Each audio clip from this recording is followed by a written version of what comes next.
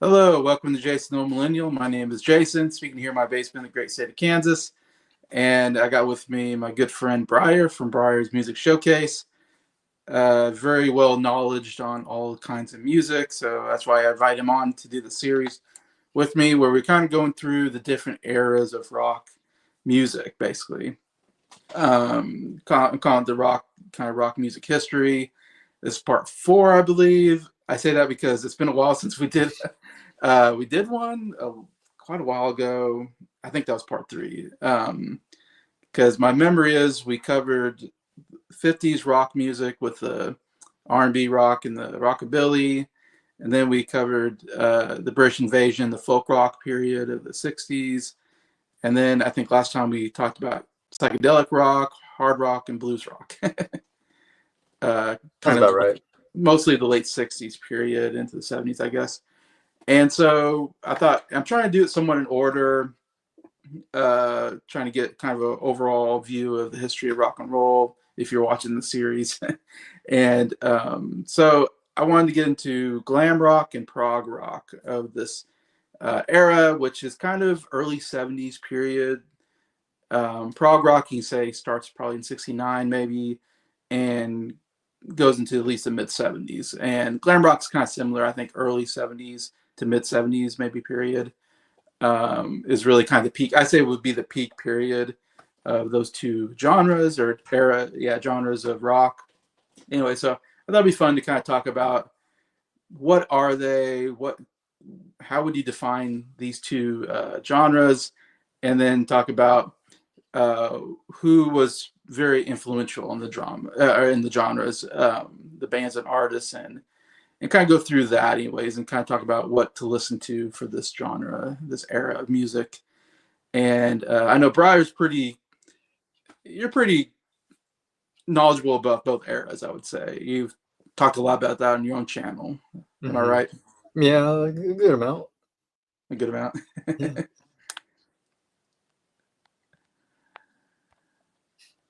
Let's see. I never Saturday produced two legends. I think it's supposed to be said like, I never Saturday produced two legends Oh, live on okay. YouTube. Yeah. I'm trying to think. How does that? Okay. But yeah, you gotta think British. Think British, you know. Think British. See how both of you guys do. Oh, thank you. You too, Yeah, Mike. thank you. Doing okay. Good. I've been listening to a lot of prog and glam rock music last 2 days and trying to do research, trying to find some documentary stuff. I watched one like on David Bowie. I tried to watch some other ones, but just didn't have enough time to get around to it. But did try to do enough research and try to listen. And one of the things I was doing as I was going through each band and group or artist is to kind of pick a one album from each that I think probably is most their album that you most think of for the genre, and listen to that. So I listened to like one album per artist to try to get a feel for them. It's kind of what I did. Anyways, um, yeah, so we're going to start with progressive rock, or as we just call prog rock, I guess. And I don't know, actually, I don't know if they called it at the time, if that was just a later term. I don't think I wrote anything down about that. Um, like, did they call it progressive rock when it was coming out? I don't even remember. Um, Yeah. I imagine maybe later they said that's progressive rock, but I'm not sure. I figure it'd probably be, I'm not sure exactly when, but because because I get what you're saying. Sometimes these genre names come later, like going back to like heavy metal. Like the term heavy metal didn't come till a little bit later. Everyone just called it like heavy Uh, rock or something. yeah, Um, but yeah, prog rock. I feel like, again, I could be wrong on that, but it's I feel like it'd be somewhere a little bit later on, maybe sometime, maybe late 70s, maybe mid to late 70s at least. yeah. I wonder. I'm just thinking. Sorry, I just thought out loud because I don't think I wrote it down. Because there's some genres where I know they didn't call it that at the time until later Hmm. someone termed it or something, and we call it that or something. Like yacht rock. I watched a whole Yeah. documentary on yacht rock, and so I have that in my brain that they didn't call it yacht rock when it happened. It just I didn't come till 2005 that we started terming coining the term yacht rock, which I think is kind of fascinating. Mike said, definitely want to get both of you guys on my new podcast, 1 Hour Conversation. Yeah. I'm down. Yeah, he wants to do he talks to somebody for exactly 1 hour, and exactly at 0 the conversation ends. And like, so I wonder what happens if you're talking mid-sentence. Yeah. Is it cut? Yeah, if you're mid-sentence, it's like time's up, maybe. I don't know. The conversation's over. It's a interesting idea that Hey, Zeb. let's see. Let's skip the Glam. What? Well, we're gonna start with prog rock. So Yeah, you came just in time, Zeb. the Glam. Not into the Glam, huh? Oh, he just said hi. Also, okay. Yeah. Okay, I think that's all. Yeah. So prog rock, I guess progressive rock, called prog rock. This is a genre that I never heard of until I started YouTube and I started talking to other people that were into music. Mostly when we started this group with Bryer, Scott, Nick, and basically those 4. When we kind of first started doing videos together and started reviewing stuff together, and we started talking more music. And then that's when you guys start talking about prog rock, because all 3 of you are like really into prog rock, and I was not into prog rock at all. Never heard of it. Didn't know what it was. People go prog rock, and I go, oh, prog rock, and I'm thinking, what the heck is prog rock?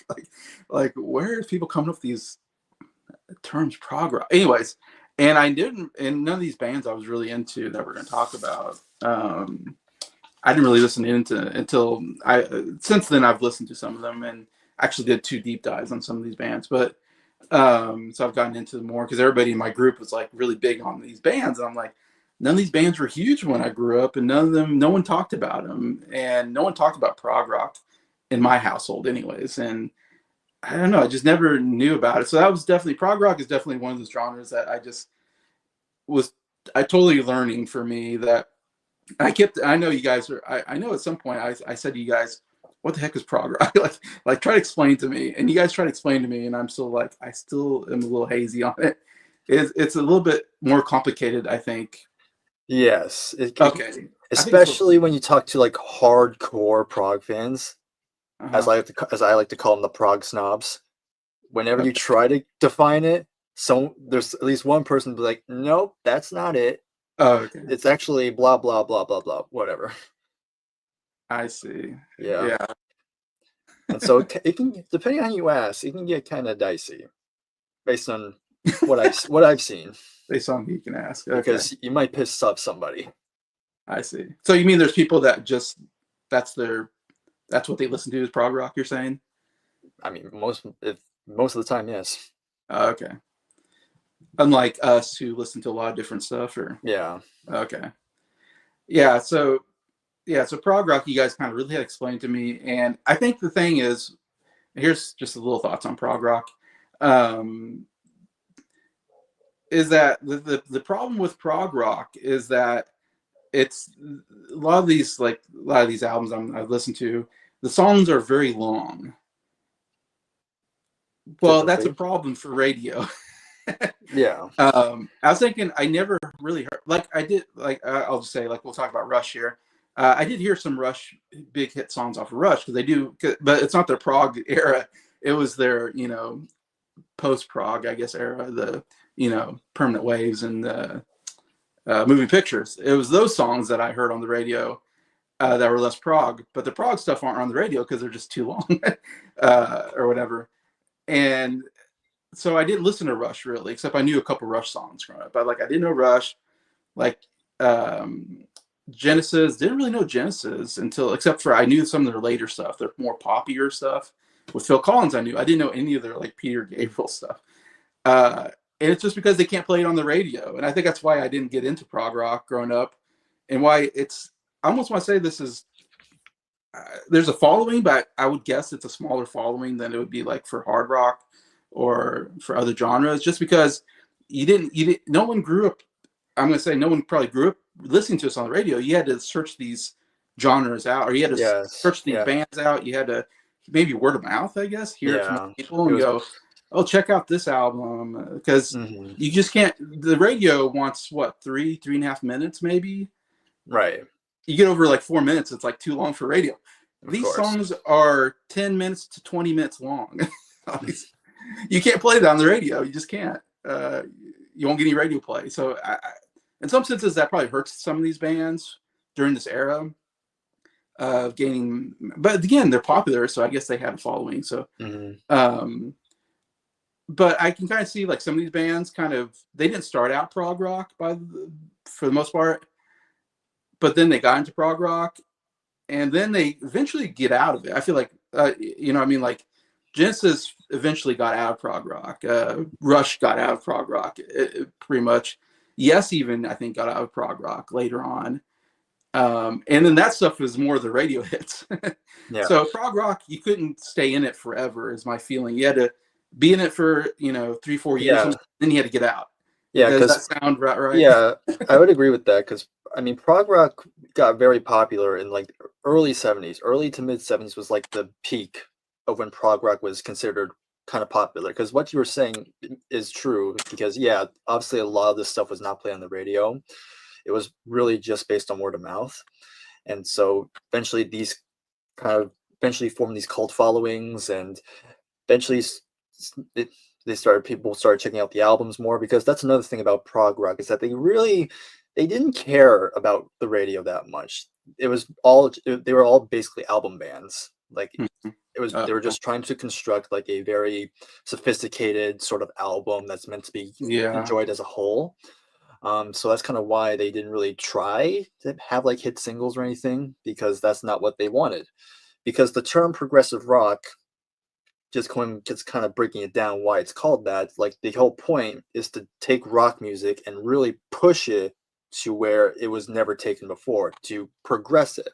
Where before, typical rock is like very standard, very simple, but these musicians wanted to take that style and really push it to like greater heights.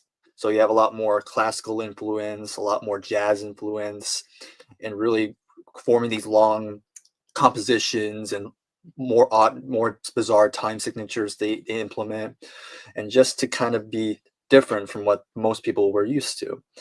Um, and yeah, that was popular for a while, but by the time you get to the mid '70s, especially when we get to punk rock, that style began to sound kind of dated, like it wasn't in favor anymore. And so Okay. that's why you have a lot of these prog bands kind of shifting out of it, Yeah. shifting more to the radio, for more radio friendly Yeah. sound, because they were trying to go with the change with the times. And there's a few of these few bands that we're going to mention. Some of it worked really well, and others, yeah, they did not live past the '70s very much. Yeah, there's a couple that really had like one big hit and then they kind of disappeared. Yeah, and then others, like I said, yeah, definitely changed with the times and were very successful with their changes. Yeah, I think I feel like there's must be like a jazz influence in there because Yeah. jazz is very complicated type music. Hmm.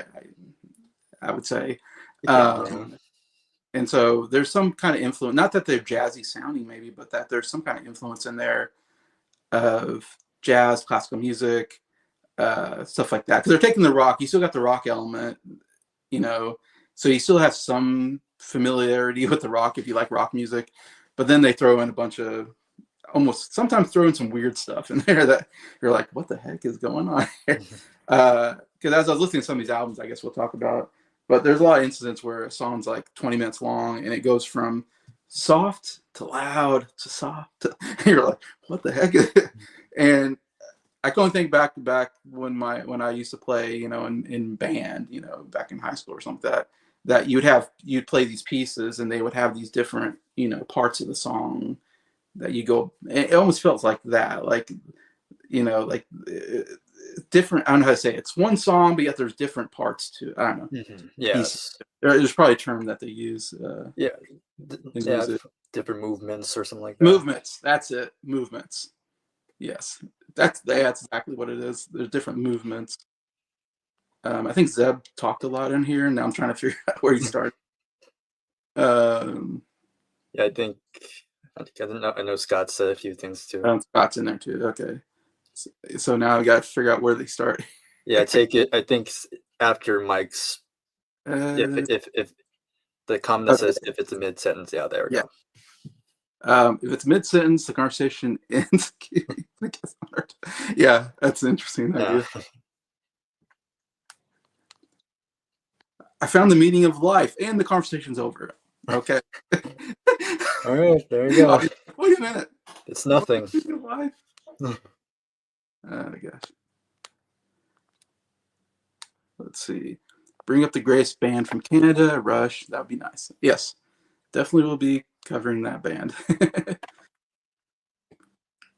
Gosh, I have a hard time with these comments. Sorry. That's right. Uh,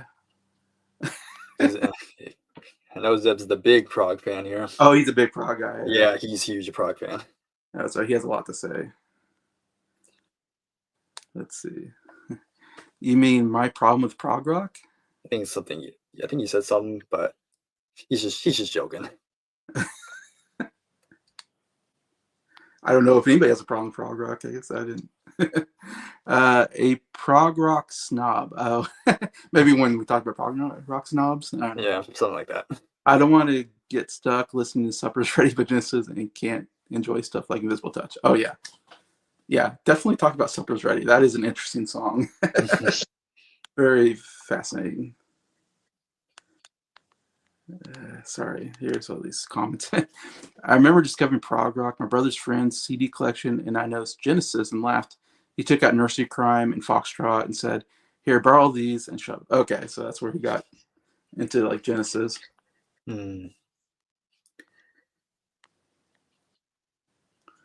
Best moment ever?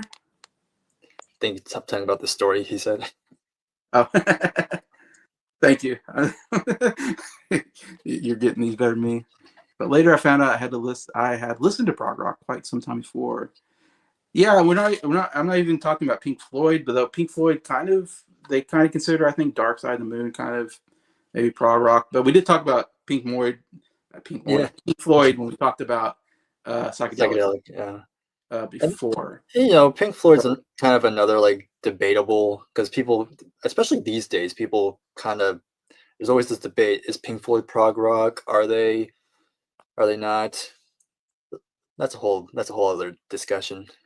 Yeah, I think you're right. Genesis was embarrassed when I Know What I Like was to be on Top of the Pops. Yeah, it's funny doing research. I've been hearing a lot of these Top of the Pops. Evidently, was very popular because a lot of these groups would be on Top of the Pops or something like that, and that's where they would maybe more glam rock. I'm thinking about a lot of Top of the Pops moments that kind of made them like popular or something like that. So it must be a big deal. Okay.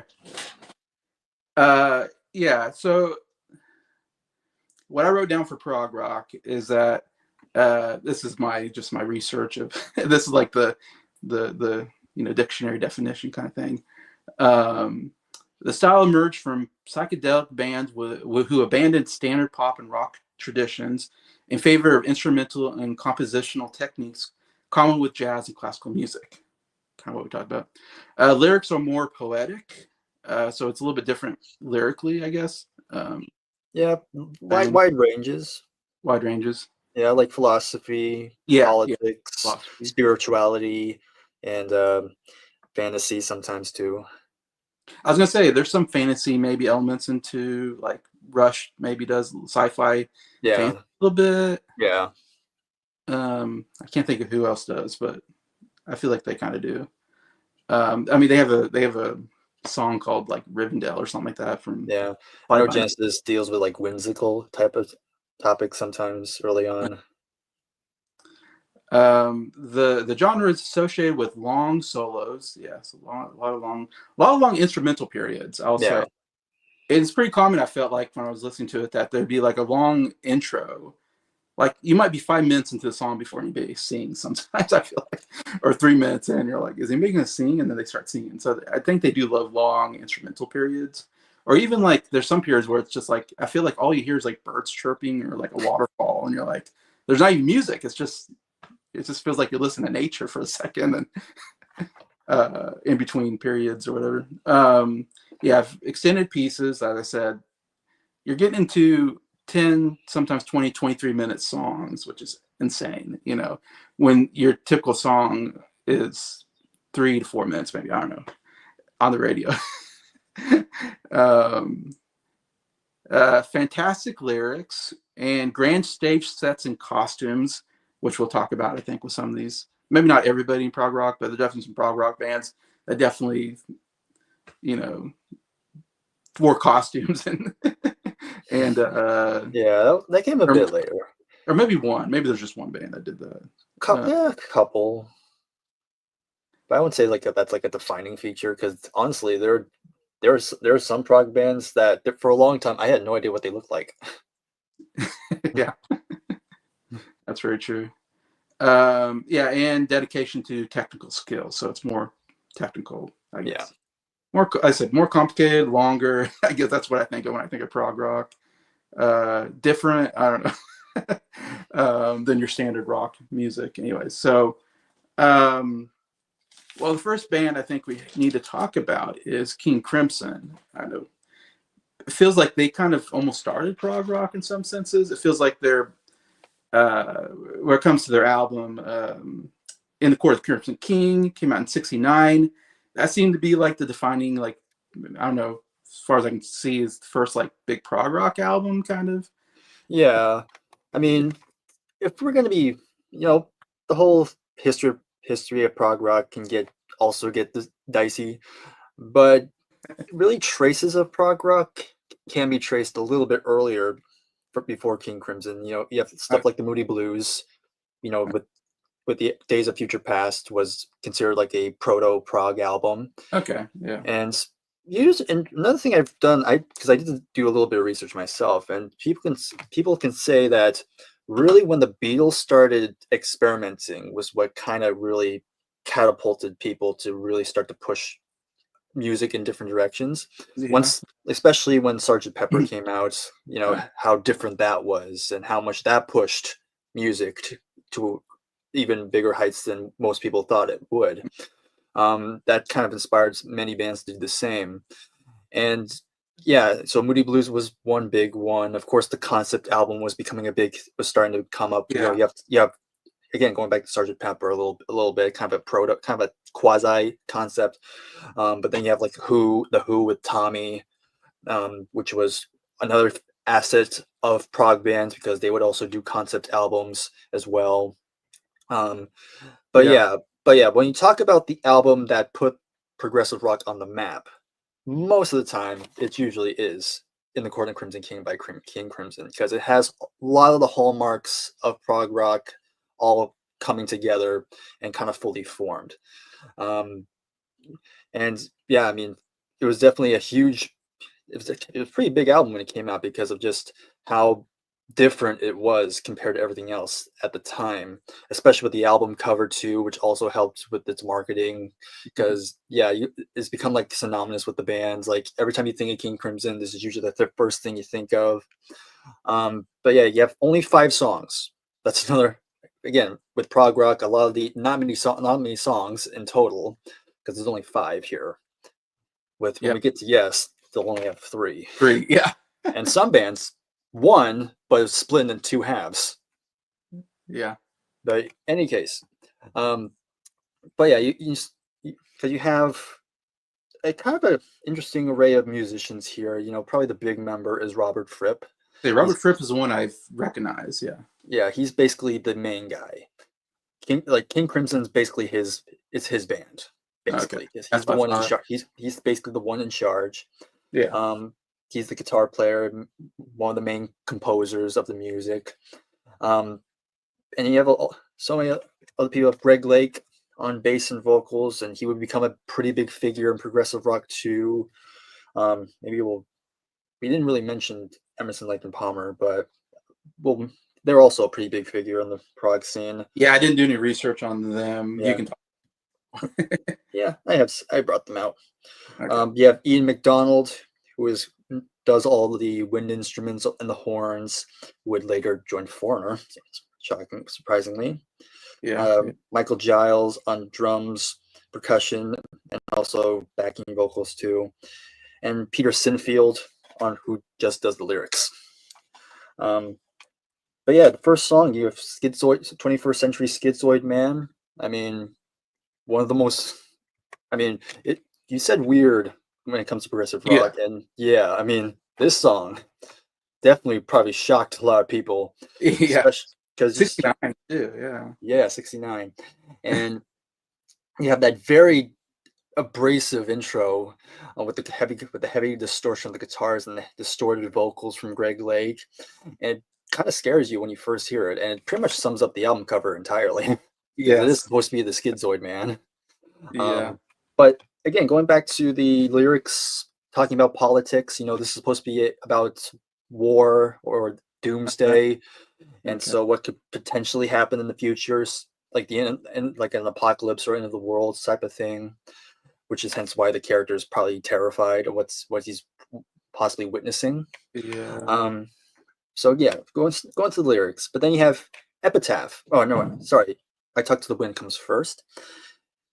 Big shifts because the first song is all heavy in your face, but now we have Talk Yes. to the Wind, which is all Very soft. calm, kind Yeah. of calm now. Okay, you just had this big scare. Okay, now let's calm you down now. And just enjoy some pleasant wind instruments. Um, and that's one of the shorter songs here. Then you go back to the more epic tracks with Epitaph, which is again another one very much more atmosphere because it has a very sad. There's kind of a sadness to it because it's about death basically. Mhm. Because an epitaph is something associated with death. Yeah. Yeah. Yeah, and so that's usually another highlight. And then you get to probably the most divisive songs on this album, and that's Moonchild. Yeah. Starts off, the first part is kind of like you're more calm, but then I'd say like 75, maybe 80% of the song is basically this long noodle session where it's just like you hear like a guitar for like a split second, and then the drum will come in, and Yeah. there's silence, and then you hear like a keyboard again. It goes on for a while. So after that, then it closes out with the title track, and that's basically is the epic song on here, and again it has this big grandiose feel, just these mellotrons coming in, just filling in the space, and again these big vocals from Greg Lake. Um, yeah, so again, like we said, like the jazz influence because King Crimson did start out very jazz heavy, and so a lot of the musicians kind of took that into here. So you have that jazz influence, a hint of a classical influence. Yeah. You have you have the lyrics talking about power, bit of spirituality and power. Um, Again, we have the long compositions, the odd time signatures, the long epic tracks. It all comes together here, and many bands would kind of take this template and kind of would push it, and make it their own. But yeah, it all comes down to King Crimson, who really put prog rock on the map. Yeah. And I feel like, I don't know, most people probably never heard of King Crimson. I never heard of them until I heard talk to you guys and and you guys mentioned King Crimson or something. Or you mentioned, well, probably because you mentioned in Court of the Crimson King, I think, as part of our 60s essential albums, I think. Hmm. That's when I first kind of heard about this, like, what is this? And then, yeah, 21st Century Schizoid Man was on, it was the very last song on, like, one of the Rock Band video games. Hmm. I think it was either Guitar Hero or Rock Band. I think it's Rock Band 5 or something like that. I had that. I used to love playing Guitar Hero and Rock Band on the Wii. And I remember they got to this 21st Century Schizoid Man. Never heard of it in my life. And all of a sudden you're playing it on the video game. You're like, what is this song? I didn't think it was a real song. I thought it was a made up song for the video game. And then when I heard it on this album, I was like, this is a real song? Like, it's insane because the guy's voice, of course, there's a voice effect to it, like he's speaking out of a speaker or something. I don't know. But man, it's a rocking song. It's definitely the most well-known song, I would think, if you if you knew. I mean, it's not a radio hit, I don't think, as far as I know. No, I guess some people might know it because, funny enough, Kanye West actually sampled the song in one of his tracks. So there you go. Yeah, I can see that. um, I would say this, but yeah, as far as King Crimson goes, it seems like this is the album. None of the other albums kind of came close to this one. Well, that's an interesting thing because King Crimson, people usually say this is like the default because it's probably the most well-known lineup of the band. But the thing about, it's funny enough, also with prog bands, they are notorious for numerous lineup changes, and King That is Crimson is no exception. Like literally, most of the people that are on here are not on this album, on their second album, aside from Greg Lake and okay. Robert Fripp, of course. Like Robert Fripp's the only He's on all of them. consistent member. But yeah, and their history, they're always evolving. Like when it comes to King Crimson, they don't really stick to a style for very long. And again, it goes back to Robert Fripp because he gets to a point where he gets bored. And if he gets bored, he'll even end the band entirely. Where, they carried on, you have the second album In the Wake of Poseidon, you get their third album, Lizard, which is, you have a different singer now, and even taking some medieval influence on the third one. Okay. And then they kind of strip it back. They have their fourth album called Islands, which I don't have, but apparently that they kind of strip it back almost, and now they kind of really hone in on the jazz aspect of their sound. Not so much rock, but there's some. But then they kind of had a little resurgence with their. If it's not In the Corn of the Crimson King, this one here is another one that people cite as one of their best albums, and that's this album, Lark's Tongues and Aspic from 1973. And for this lineup, you have again Robert Fripp, but then you have Bill Bruford, who was formerly of Yes. He's now the drummer at this point. Then you have on bass and vocals, you have John Wetton, and then you have John Muir on violin. And I think there's one other guy, blanking on his name. It's in the mail right now. I will say. I'll say that now. It's in the mail. But any case, who did I miss? Oh, David Cross on violin, and Jamie Muir on percussion. Okay. But yeah, this is like the back to the Lark Singing Aspect. This is usually second place on people's favorite album from the band. It's another out there album, like a lot of their albums. Again, switching from different styles, from abrasive, because this is probably the first song, one of the most abrasive starts because the guitar is just so distorted and in your face. And then there's like a whole jam session where the drums really go to town. It's another one of their more out there albums, but it is very, very cool. And then they kind of carried with this lineup for two more albums. You have Starless and Bible Black, and then you have Red, which is by this point they're basically a trio now. But this was 74. By the time we get to here, Robert's like, okay, I'm done. I think we've done everything we can do with this band. And 74, they kind of called it a day. And then many years later, Robert just decided, you know what? I think I'll do King Crimson again. Try it again. Yeah. And so in 81, they came back with Discipline. And that would start a whole other period for them. And they kind of do in that pattern. They would break up again once the 80s ended, and then kind of come back in the mid 90s. And they released their final album in 2003, and they have not recorded since, but they continued to tour. But then I think in 2016, 2017, Robert decided, I'm done with King Crimson again, and it's been dormant ever since. That's interesting. Yeah. So in a 5-year period, they put out quite a bit of music. It seems like it's kind of crazy. It's like 74. And it's like you guys just started in 69 or 69 was your first album. 74, you're done. And like it's only 5 years, but I guess they did quite a bit. Yeah, and again, it's like the albums really vary.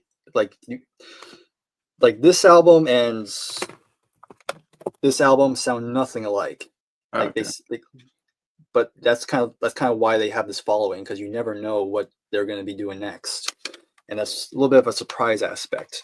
But again, they're one of the most influential ones. and still highly respected. Yeah, I'd say the only album I know is In Court of the Crimson King, of course, I listened to. Not hugely on it. The first song's great. Even the second song I was all right.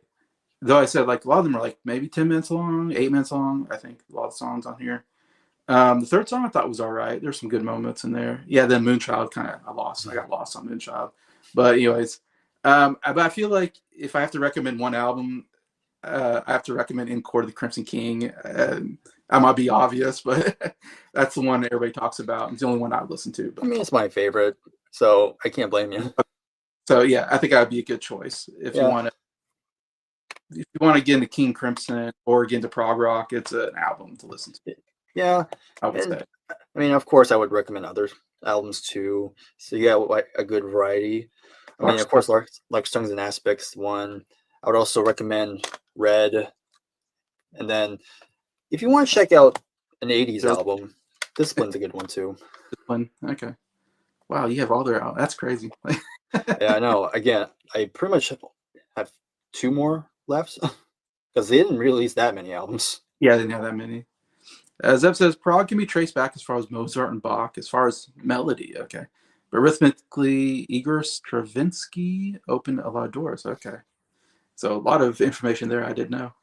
Yeah, again, classical. Let's see. I know Scott likes In Court of the Crimson King. King Crimson is definitely the weirdest prog band. Honestly, I've heard weirder. Anything other than their first album is not for the faint of heart. Okay, interesting. I can see that. You can see that. Yeah, I feel like with King Crimson, for a lot of the albums, yeah, you have to spend time with it. Like you can't expect the first listen to get it No, immediately. that's true. King Crimson, Red, and Lark's Tongue and Aspic are far more important. Okay. So those recommendations from Zeb. Gosh. Let's see. Scott says something here. John Wetton. What he was? Yeah, you know the song "Heat of the Moment" by Asia. On the What is the? Yeah, what? you know, Uh, yeah, I don't. same singer. Oh, okay. Yeah, they because once John Wetton was done with King Crimson, he formed Asia, which was a pop rock band. Oh, okay. Asia. I don't think I Yeah, know them. you know, "Heat of the Moment's the big hit. The moment. Uh, Okay. you, you'll play it. You might. Oh, I think I've heard it somewhere. If I were to recommend anyone to prog album, it would either be Lark's Tongue and Aspic or Vander Graph Pantograph Generator Generator. Pawn Hearts. Which I also have. Is that King It's a good Crimson? album. No, it's a different band entirely. Okay, I was gonna say I didn't ever. Let's see. It's the only one I have. Is it King Crimson or the? Yeah, in the Court of Crimson King is all he has. That's probably the only one you have. Yeah. John Wheaton and Bill Bruford did UK between Crimson and Asia. Okay, there you go. That's UK is another prog band. I don't know. Do you want to talk about Emerson, Lake and Palmer yet, or? I mean, we can probably do that now. I didn't write anything down, so I don't know if you want to cover that. Yeah, I mean, we talked about Greg Lake, so might as well talk about the band he formed after he left King Crimson. But yep, Emerson, Lake and Palmer. We have the debut here, and refers to all three members because there's another power trio. Again, I already mentioned Greg Lake, but then we have Keith Emerson on keyboards, and he was in the band called The Nice earlier, and that's another band that's kind of considered like a proto prog band.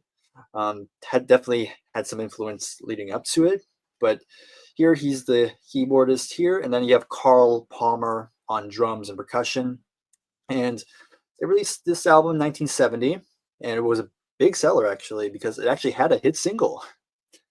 It was the last song, Lucky Man, and just this kind of acoustic kind of ballad type of thing written by Greg Lake.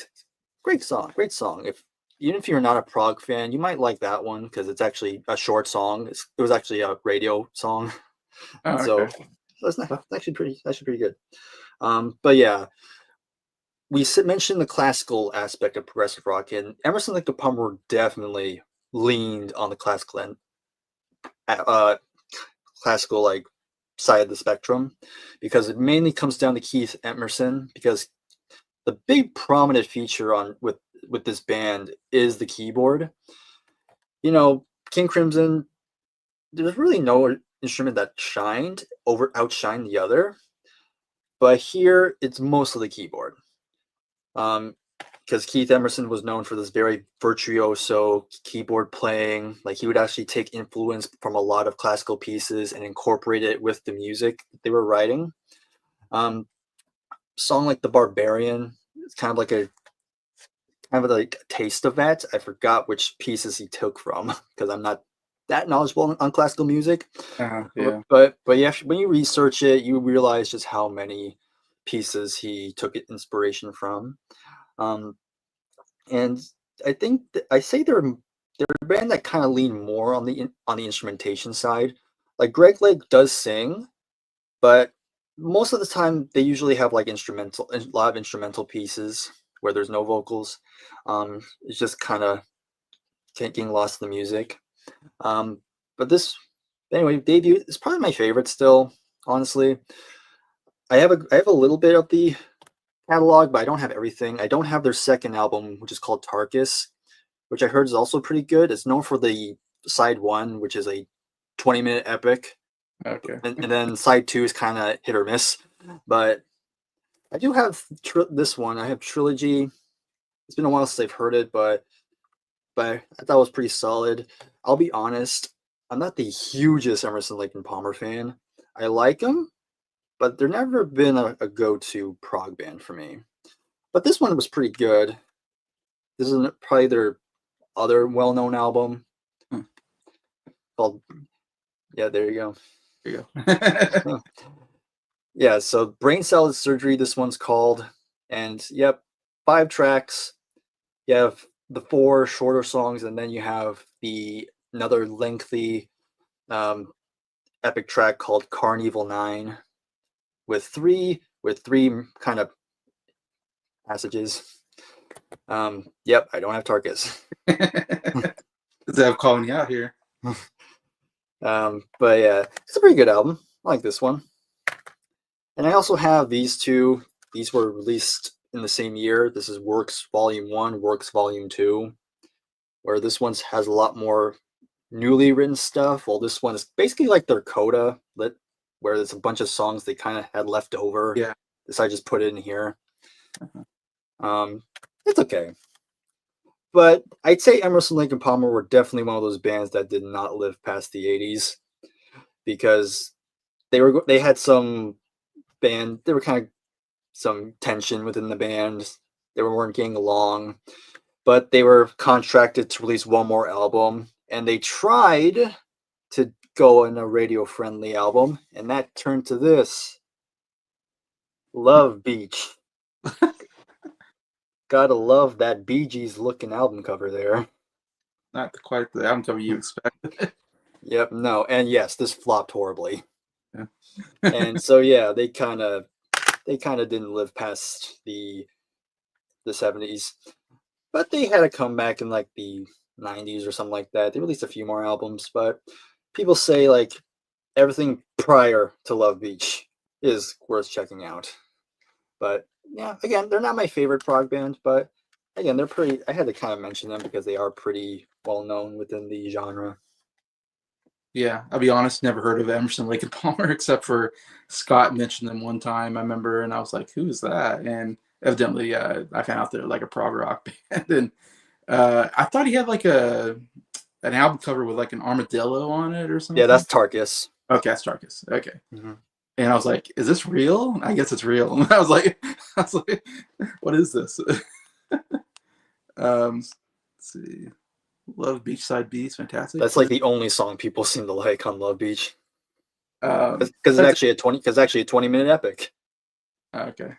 So they still had one epic in them, but everything else was more. Palmer is a name I've now heard of. Don't know anything about their music, but I've heard of them. But they seem like one of the more obscure bands that we're talking about, at least as far as I can. I never heard of them, and I'm a music person. I expect someone who's not even into music would ever hear Emerson, Lake and Palmer. It seems like they're definitely for hardcore prog people or something. All right, I feel like you have to talk about Yes, because I feel like Yes is also one of the most influential bands uh, in the prog rock genre, because they also kind of started around '69 as well, kind of like King Crimson, I think. From what I understand, and you'll get more into this because you know the more, but their first two albums was Yes and Time and a Word, but they weren't really prog rock. It wasn't really till Kinda. They had elements of it, but it wasn't like they haven't really perfected it yet. but it wasn't really till 1970 that they really kind of changed to more of a prog rock style with the Yes album, and uh, and then they kind of had this big prog rock from '71 to '74. They had kind of this big prog rock. I would say is like the big prog rock eras from what I well maybe even further, but that's like their peak maybe. And yeah, I'll let you talk more about Yes then. Yes. It's funny enough because I have my CDs next to me, and and I just realized I am missing an album. I need the show. Let me see if I can get it. Hold up. Oh my god, what happened to it?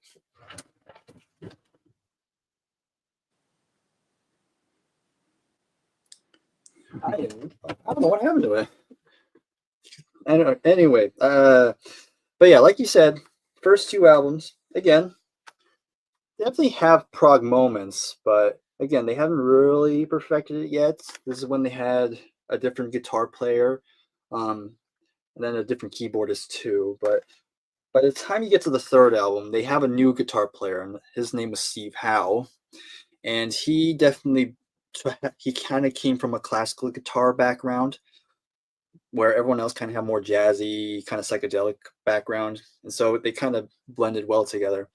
And thinking about Yes, I think besides Genesis, um, when it comes to having radio hits, like Yes, definitely had some moments, especially even during their peak period. They actually had some radio friendly moments. Like on this album, you had um, "I've Seen All Good People," which was I don't remember if it was actually a single, but I know it was actually kind of played it quite a bit on certain stations, and I don't think Starship Trooper, but that's another like people seem to know from them. So and another aspect of Yes that I like a lot is that I definitely do. They definitely also take a lot from the classical side of things because you have the lead singer John Anderson. He was a huge classical music fan, and he was also bringing that into the band as well. And definitely, his voice is definitely very unique. I'd say that's another aspect of progressive rock is that the vocalist is always very unique sounding. Like you never hear it anywhere else. Like John Anderson has this very high pitch, and you think it's a falsetto, but no, that's his natural voice. Natural voice. Like he naturally has a high pitched voice. Yeah, But he definitely does. mhm, Jethro Tull guy definitely does, I think. yeah, Uh, yes. So, and that's kind of a rare thing because honestly, you can argue there's a lot of prog bands who have really not great singers technically. okay. Um, like let me see.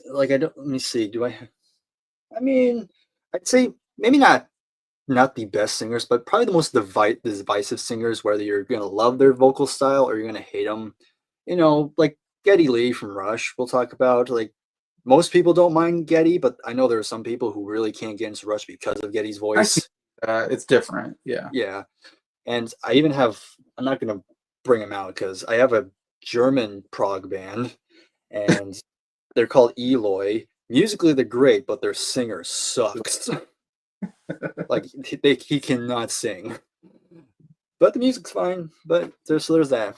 But anyway, back to Yes. So again, the Yes album definitely was their big moments where they're really starting to find their signature sound. And then it all came to the next album, which is the one I am missing. I have no idea where I put it. It's called Fragile. Came out in 1971. has a picture of the Earth on it. Um, and that was the first album cover done by Roger Dean, who is a pretty notable figure because he's painted album covers for a lot of prog bands. And so that's another aspect of progressive rock. If it has an album Roger Dean artwork cover, yeah, there you go. But Okay. I wrote down that they're known for their album covers, is what I wrote down for my yes, search. yes, exactly. And of course, Fragile is notable because it had another one of their probably surprisingly big hit, and that was the first song, Roundabout. I say Roundabout. Okay, good. Yeah, I know of that song. course. Yes, of course, it has one of Chris Squire's more iconic bass line. And that's another thing I love about Yes is Chris Squire's bass playing is legendary. I mean, he plays a Rickenbacker bass, plays with a pick. It's punchy. It's high in the mix. Definitely provides the great groove to it. Yeah. Um, and yeah, so yeah, I'm talking about Fragile, and it's really annoyingly I don't remember where I put it. I'm Kind of the keyboards, right? On Roundabout. Yeah, Rick Wakeman was another big feature in the band. He was the keyboard player. He was originally like a session player. He actually played with David Bowie a little bit prior, but he joined Yes, and he also came from a classical background, so he brought a lot of that into the fold. And yeah, his keyboard playing is a lot of on these classic albums from the band. Um, really good stuff. Um, but yeah, Fragile was actually the first album I picked up from Yes, largely because of Roundabout, because I actually knew the meme first. Because it was it was used as a meme for a little bit. It was called the "To Be Continued" meme Oh, really? because it originated from an anime Wow. that actually used the song as their ending theme. I actually have a video on my channel talking about it. Um, and yeah, that became a meme. So that was how I got introduced to the song, and I wanted to buy Fragile. And by that point, I was just getting to prog rock. So I guess you can say maybe Fragile was the first real prog album I ever bought and ever listened to. And naturally, I didn't really get it at first because it was like out different from what I was used to. But over times, I kind of got more used to it. So anyway, Fragile was the big one. But then we get to the next album, and this is probably the definitive album from the band, and that was their fifth album. That is Close to the Edge. Again, another Roger Dean art cover. Love the green, and also this has the what the gatefold looked like when you Okay. actually bought it on record. Huh. And yeah, so of course, 3 songs. That's all you get here. Only. You have side one, which is the title track, and that's like one of the definitive epics of the genre. Again, sections, and it all takes you on a journey, and that's kind of one of the Yeah. big appeals of progressive rock is that the music does take you on a journey, and you're either with the journey or you're against the journey. And Yeah. But 18 minutes long, I think. yeah, yeah, and again, that's another thing, another appeal. People like a challenge, you Yeah. know. Yeah, they like music that challenges them, and yeah. So yeah, I mean, this is one of my favorite albums from them. This is probably the one I would recommend the most because it does have a lot of the hallmarks of them. You have the very, very unique vocals. You have the great percussion drums from Bill Bruford by this point. Great keyboard playing. Guitar work is great. Um, yeah, it's just has everything that made the band special around this time. And this is basically when they kind of peaked because after this album, there would be some changes. They would try another album, and this is a pretty divisive album, actually. But this one, people either love it or it's probably the most overrated prog album ever made, or the most pretentious. And that's this album, Tales of Topographic Oceans. 4 songs, all 4 are close to 20 minutes. Yeah. And yeah, so again, people either like it or hate it. I'm kind of in the middle. It really depends on the mood because it's definitely more slow. Kind of has a little more slower paced. With Close to the Edge, at least had some faster moments. But here it's very mostly slow, more about the atmosphere. Definitely not for everybody, but people do agree. The album cover, once again, looks great. Has this kind of ocean approach, which is kind of nice. Yeah, I heard you guys talk a lot about that album. Like that's even people that like prog rock don't like that album or something like that. I Yeah, thought you.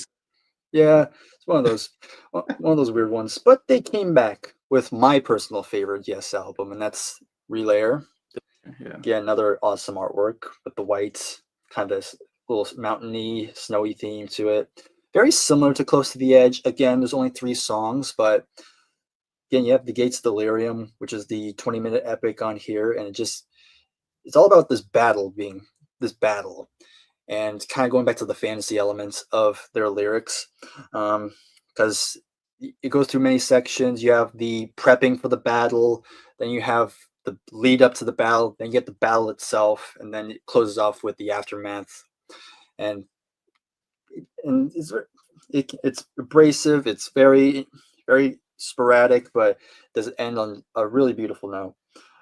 And I would say this is when they start to lean more on the jazz feel, because the second song, Sound Chaser, is definitely when they go for a more jazz fusion approach. Um, very, very interesting composition on that one. But then it closed off with To Be Over, which is this very pretty, very, very kind of gorgeous, kind of lush sort of song. So that's probably for me when the band was at their best. And then they continue on to release albums, but again they kind of went through a period where by the turn of the set by the end of the 70s their popularity was really starting to wane. So they had some their final album of the 70s was called Tormato, Mm-hmm. which did okay, but nowhere near as acclaimed as their previous ones.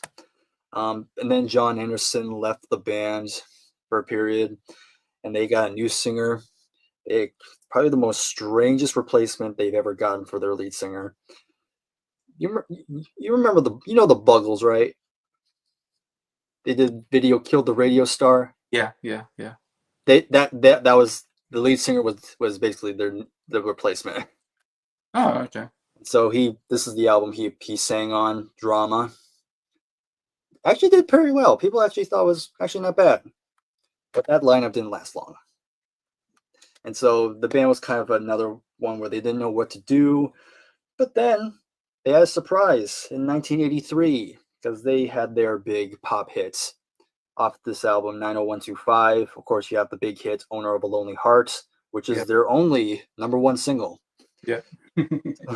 So there we go. So this kind of brought Yes kind of back into prominence once again. And from that point onward, I'm not going to get into the history because it gets very confusing, because they're another band that's notorious for countless lineup changes and albums kind of varying in quality. But their stuff in the 70s is stuff that is probably the cream of the crop for the band. Yeah. So, um, I was trying to think what I can add to that. Well, I guess I'll just say I listened to. I know I had a couple albums too. Well, yeah, this is definitely a band that I think maybe lasted longer than some of the other prog rock bands, and uh, I feel like this is one. I didn't write this down, but I feel like this is one that had like 20 members or something In total in for total. the Yeah, for the like history. in the history, they had a lot of members. Because I remember, because I wrote down, this is what I wrote down. I wrote John Anderson, Chris Squire, Steve Howe, Trevor Rubin, Bill Bruford, Alan White, Tony Kay, and Rick Wakerman is like the main lineup, I guess, or, or Some of them. I uh, mean, I think Trevor there's Rabin came later. I think there's more names, but I didn't want to write every single name down. It's like too many names. I thought that was kind of interesting. But I listened to Close to the Edge and I'm glad. So you mentioned that was like, because I was trying to pick out one album from each band to recommend. And so I listened to Close to the Edge. I felt like that was if you're going to listen to one Yes album, that might be the one to listen to get into Yes, prog rock, I guess, if that makes sense. Because I know you mentioned them before that you're a big fan of that album, Close to the Edge. So Uh, so that was kind of the album I listened to say this is like the recommendable album to listen to maybe for Yes. Though Relayer and Fragile sounds like those are also albums probably you should listen to as well. Um, Close to the Edge doesn't have really like a hit song on it, obviously. No. The first song, I would say there's like 5 minutes. First 5 minutes, I don't think there's any singing. It's like maybe 5 minutes in, and then he sings, and it's really good. Like there's a 5 minute period where I'm really liking the first song from like the 5 to 10 minute period. It's like, oh, this is really cool. And then after about 10 minutes, and then it goes back into like, it's fairly chaotic at moments. And again, there's some soft moments where I swear there's only like chirping birds or something. I don't know.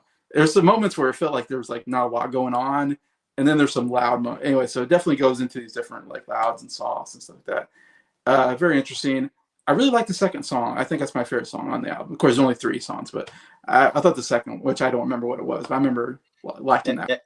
And You and I is the second song. Yeah, I thought that was actually a pretty good song. It's still like maybe 10 minutes. I don't know, but I would say, yeah, there's some good stuff. Like I'm not a big fan of the album, but yet I can say there's some really good moments in the album that I can go, yeah, I really like what I'm hearing out of some of these moments. Kind of same with King Crimson. There's some moments where I'm like, yeah, I like some of the stuff that I'm hearing.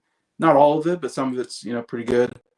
I want to mention King Crimson. I believe never got inducted in the Hall of Fame, the Rock and Roll Hall, and I'm sure some probably feel they should.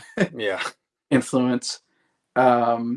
Yes, did get inducted in 2017, so they have been inducted into the Rock Hall of Fame for good reason.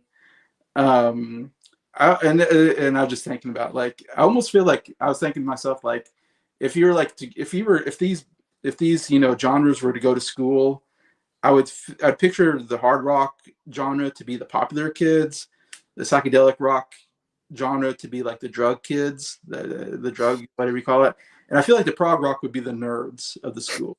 That's just my feeling. Yeah, I kind of think the same thing. Like, these are more the nerdy people. In fact, when I was doing research, it was like definitely the criticism is pretentious. A lot of people say prog rock is pretentious, I think, or snobby or whatever. So I think there's some backlash towards prog rock by some people, that can't get into it. Maybe prog rock people are like, you should understand, you know. Granted, you can say that with every genre. You don't get it. So I wrote down that they were known for elaborate stage sets, light displays, and album covers is what I wrote down from my research. Yeah. Evidently probably pretty cool to see live, maybe. Yeah.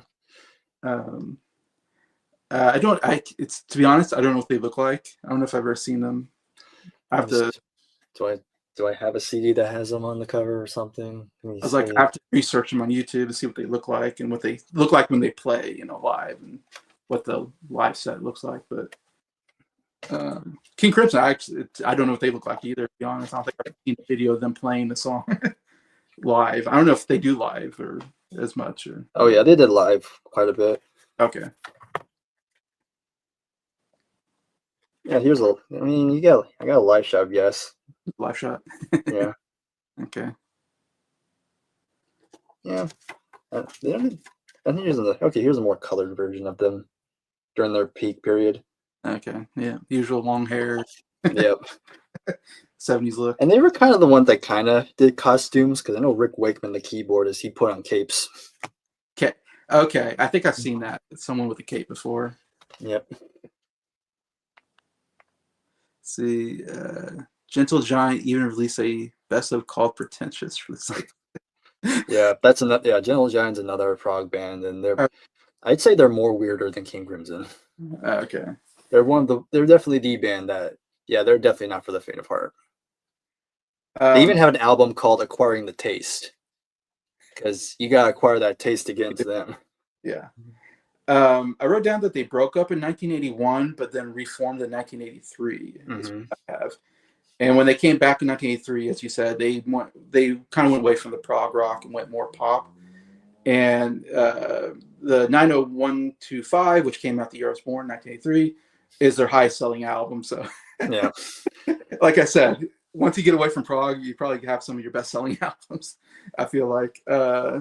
because same thing with Rush and Genesis. Kind of their best-selling albums came after their prog rock period, I think. Anyways, just because you got hit songs on the radio, so people will pick up your album because like, hey, yeah, Owner of a Lonely Heart, great song.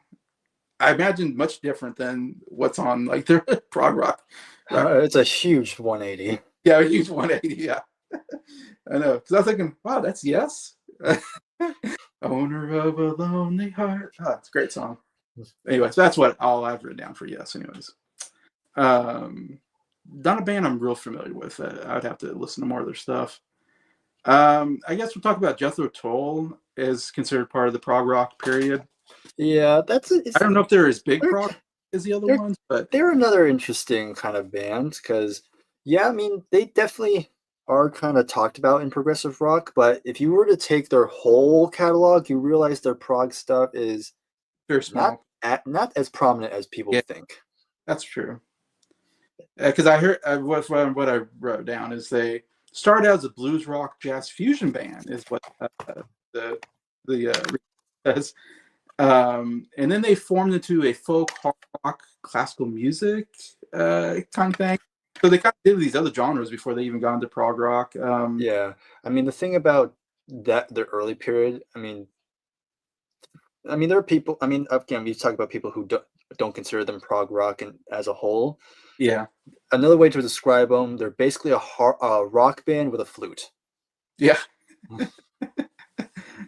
That's true. Yeah, the lead guy, Ian Anderson, plays the flute, I believe, as well as lead singer. He's kind of the main. I didn't write anybody else down because I felt like Ian Anderson is really the only guy you need to know from Jethro Tull. He's the big guy. He is the face of the band. Yeah, exactly. He kind of was the singer, songwriter, instrumentalist, whatever. That kind of really led the band in a way. But I think we have to talk about their third album is really kind of the big album that really kind of got him noticed in, I suppose, in prog rock and all that. And that is Aqualung in 1971. Yep, right there. It's funny because, yeah, there's definitely some prog moments on here, but again, there's people who probably think, oh, it's not entirely prog. Because a lot of the songs are short. There's not a long epic on here. Epic, yeah. And it does have a more folky, somewhat of a bluesy edge to it with the flute. But it's funny because when this album came out, people kind of there was like a huge thing about this being like a concept album. And when Ian heard that, he was like, what the heck are they talking about? Yeah. And so, I mean, by the way, it is a great album. I actually did recently re-listen to this one because I know we're doing the top 10 albums of the year, and I'm already working on 71. And I have re-listened to this album. I mean, you have the title track, which is great, Cross-Eyed Mary. Then you have probably my favorite song is Locomotive Breath. Love Locomotive Breath. I was gonna say, song rocks. Yeah, that's a great one. And by this point, they were pretty much well establishing themselves as a very well-known live act because Ian Anderson is this. If you watch live footage of Ian Anderson, like he is twirling that flute, he's like prancing about the stage, like he is animated a little bit. I don't know. He got the crazy hair, even though he was in his 20s by that point. Funny enough, fun fact: Tony Iommi of Black Sabbath briefly was in Jethro Tull for a very brief period of time, though. You can actually find footage of Tony with the band in the Rolling Stones circus live thing they did. But that's a totally different thing. I think Tony was only in there for like a month or something like that. I forgot how long. But anyway, so yeah, the press thought this was a concept album, and Ian was like, well, they want a concept album. I'll give them a concept album. Yeah. And that pretty much led them to the next album, Thick as a Brick. Which is pretty much their definitive prog album. Are they trolling? Is it a troll out? I don't know. It basically that's what it is. It's Ian basically making fun of progressive rock. Yeah. It's essentially a parody of progressive rock. Yeah. And so he wrote basically the concept of this is basically this giant poem this kid wrote, even though in reality it was just Ian. kind of pretending that, oh, look at this Prodigy kid, he wrote the lyrics to this album, but nope. And of course, let me go. This CD's not going to cover it. Let me pull out the vinyl of this. Oh, it's very interesting, isn't it? Yep, another one with a very iconic kind of packaging. Yeah. Very different. Give me a second. And everything's falling. Oh no.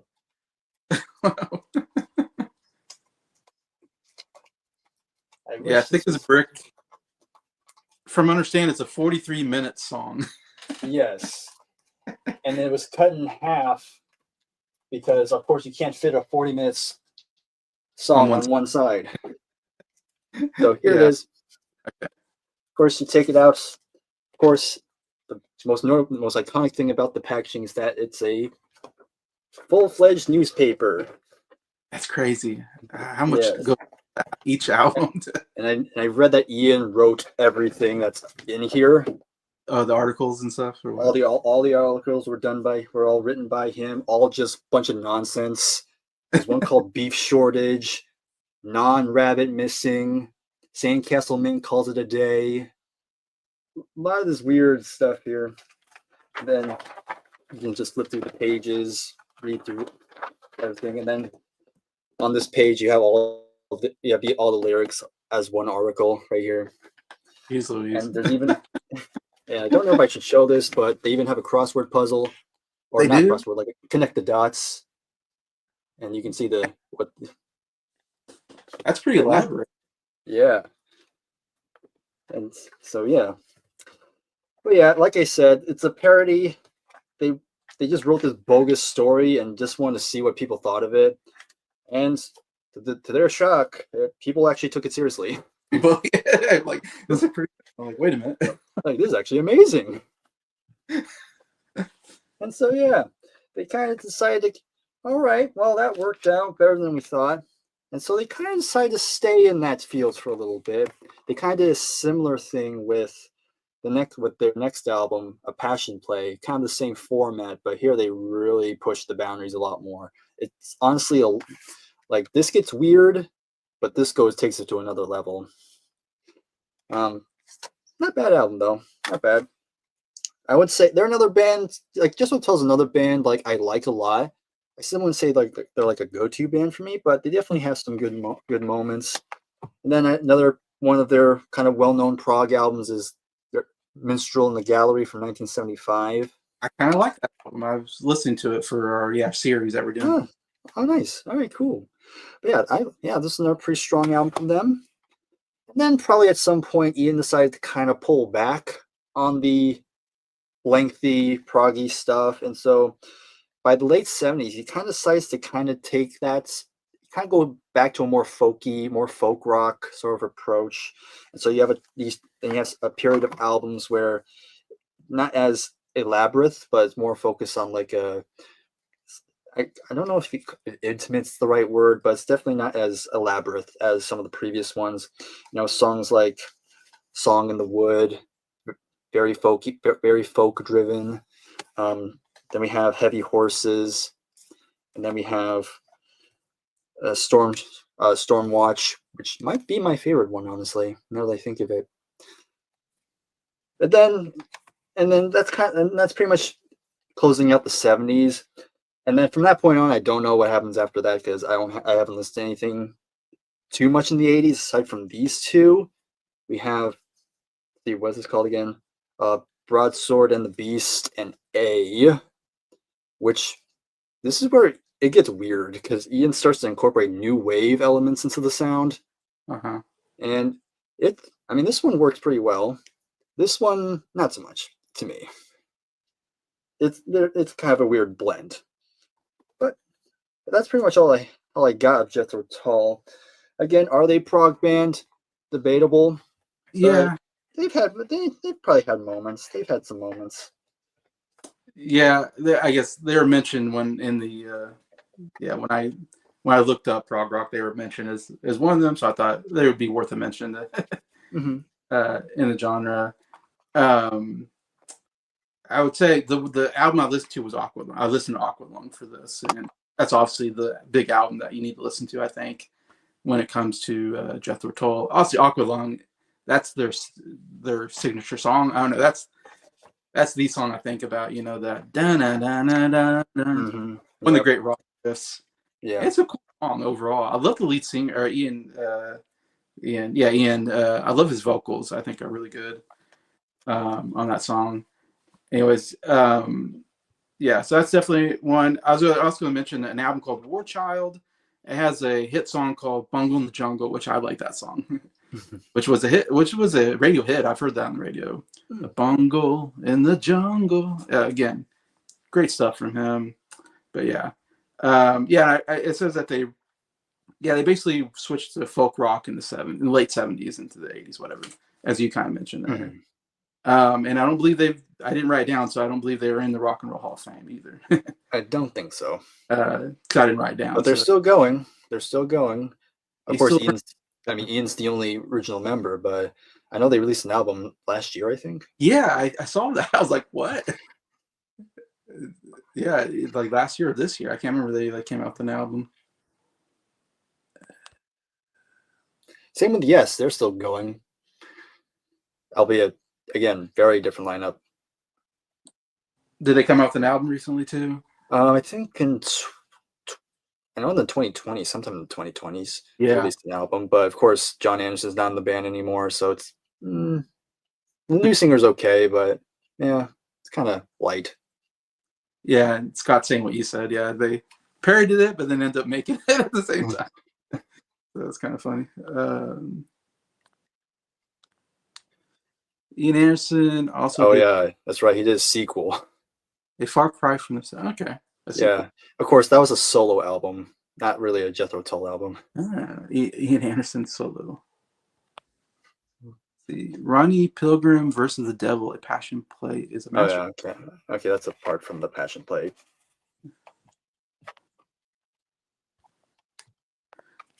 I was always fond of A and parts of Broadsword and the Beast. After these albums, the quality dipped big time. Yeah, that's what I've heard. 2023 is when Yes released their latest album. Let's see, 2023, Mirror to the Sky. That's what it was called. That's their recent one. Boy. I got Ryan from Real Talks with Ryan. Hey Ryan, how you doing? Yo, what's up? Have you guys ever heard of prog rock bands Hall of the Sun or Porcupine Tree? I know Porcupine Tree. Okay, I don't know any. I've not heard the Hail the Sun yet. Okay, wow, Ryan coming up with some prog stuff here. I know Ryan's really into the kind of more heavy metal kind of stuff, or nice 90s, like I don't know what you want to call it, the heavy stuff from the 90s. And anyway, so yeah, so I know we're taking quite a bit of time on these because there's so much to say. Because now we're going to get to another big band that you have to talk about, Canadian band, Canadian's finest, Rush. Rush, I almost want to say it comes a little bit later than the others, but I mean, they came more mid 70s than really into the prog. So they're a little bit later in the prog, but they kind of more mid to late 70s prog, I guess, that makes sense. They were definitely influenced by the early stuff. I know Yes was one of their big influences. That makes sense, yeah. And I did a deep dive on them, so I did listen to their stuff, and I know a bit more about Rush than I do a lot of these. Again, never heard Rush growing up, except for like Spirit of the Radio, Limelight, Tom Sawyer. That was all over the radio. It wasn't until meeting, like I said, these three other guys that everybody's a big Rush fan in the group. So I was like, I guess I need to listen to Rush because everybody seems to love Rush. And I think it's because they're instrumentally just amazing. I mean, Neil Peart, who's not the original drummer. In fact, their first album is not prog rock at all. It is just hard rock, I guess you can say. like heavy bluesy hard rock. Yes, heavy bluesy hard rock. And it doesn't sound like any of the other stuff, in my opinion. But Neil Peart's not even on that album. And then Neil Peart comes on the second album, Fly By Night, and he comes basically their lead songwriter in the band, which is interesting. And writes a lot of great stuff, of course, for them. Um, yeah, obviously you have Geddy Lee as the lead singer, who he wasn't the original lead singer, but he is since they started making albums. He was been the lead singer, so he's been the big and bass player and keyboard player, I guess, of the band, anyways. And I would say kind of the face of the band. He definitely has a distinct look to him and sound. Yeah. That's what makes Rush Rush is Geddy Lee to me. I mean, I shouldn't say that because the drumming and the guitar playing is amazing, but it's Geddy Lee's voice. It definitely makes them like stand out, I think. And then of course Alec Lifeson is an amazing guitar player as well. So I think people love Rush because of how good instrumentally they are. I mean, they're probably the definition of nerds getting into Yeah, Prague, because that's basically what they were, basically. and the only and this is the one, you talked about different lineup changes. This is the one time where there's really no lineup changes. Nope. It's only three members, which is unusual probably for prog rock, only having three, you think? Or Yeah, I mean, we have Emerson, Lake, and Palmer's the only yeah, big that's true. one. Most of them are a little bit bigger, I would think, with more members, but Yeah, yes, I'd say like the most common number of people in the prog band's 5. yeah, yeah, that makes sense. Because it's crazy that these three people make all that. Because if you listen, I've heard people listen to music and go, "There's only three people," and you're like, "Yeah, all this music is coming from these three guys," which is kind of cool that they're able to pull it off. Um, Fly by Night, it's not exactly a prog rock album, but has prog rock elements, is Yeah. what. Yeah. And I like that album because Fly by Night's a great song, and I love Rivendell. I think it is. Yeah, Rivendell. It's like the only like ballad that I think they ever do, and it's great. It's this acoustic ballad or something. And I love Lord of the Rings reference, but so I guess you say with Caress of Steel they kind of start to rock. Would you say? I'd say yes. This is where they really start to go all in on it. Of course, it's notable that it failed. It didn't really do much commercially. It flopped. And Almost the band. I mean, yeah, or they almost got dropped after this. dropped. Yeah. So yeah, the record label's like, you only got one more shot. Yeah. Either make a hit album or be dropped. And they decided, okay, well, should we make a pop album or should we just do what we want to? Yeah. And clearly they chose the latter. Yeah. Big risk. Yeah. 2112. Yeah. In 1976. You can keep going. Oh. I would say 2112 is kind of their, I don't know what's the word. That's the prog rock. That's like the most prog rocky album, maybe. Probably their most famous one. Yes. Yeah. In fact, this is the album I listened to for this band. To do this research, I listened to this today, 2112, because I felt like this is kind of their quintessential. That's the word I'm trying to think of. I feel like this is their quintessential prog rock album. Because you start with the 2112 Overture, whatever. It's like this one's like at least 20 minutes. I can't remember. Yeah.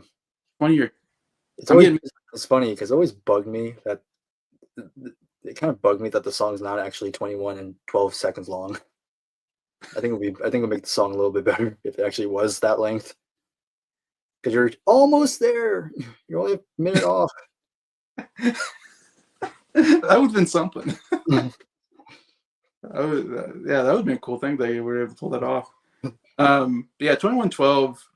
Yeah, the first song. Yeah, it's kind of this big epic, like you said, definitely one of those big epic songs that takes over the whole first side, and it's chaotic at times. It's soft at times. It goes. I'm sure it's telling some kind of story, some futuristic story, I believe, which I suppose is pretty common in prog rock to tell like this elaborate story of whatever. And I don't really listen to the story so much. I just listen to the music and like, okay. I'm not huge on that first song just because it's so long. It's chaotic at times. There's some good instrumental moments for sure. Definitely, though, if you want to get into prog rock, that's a prog rock song.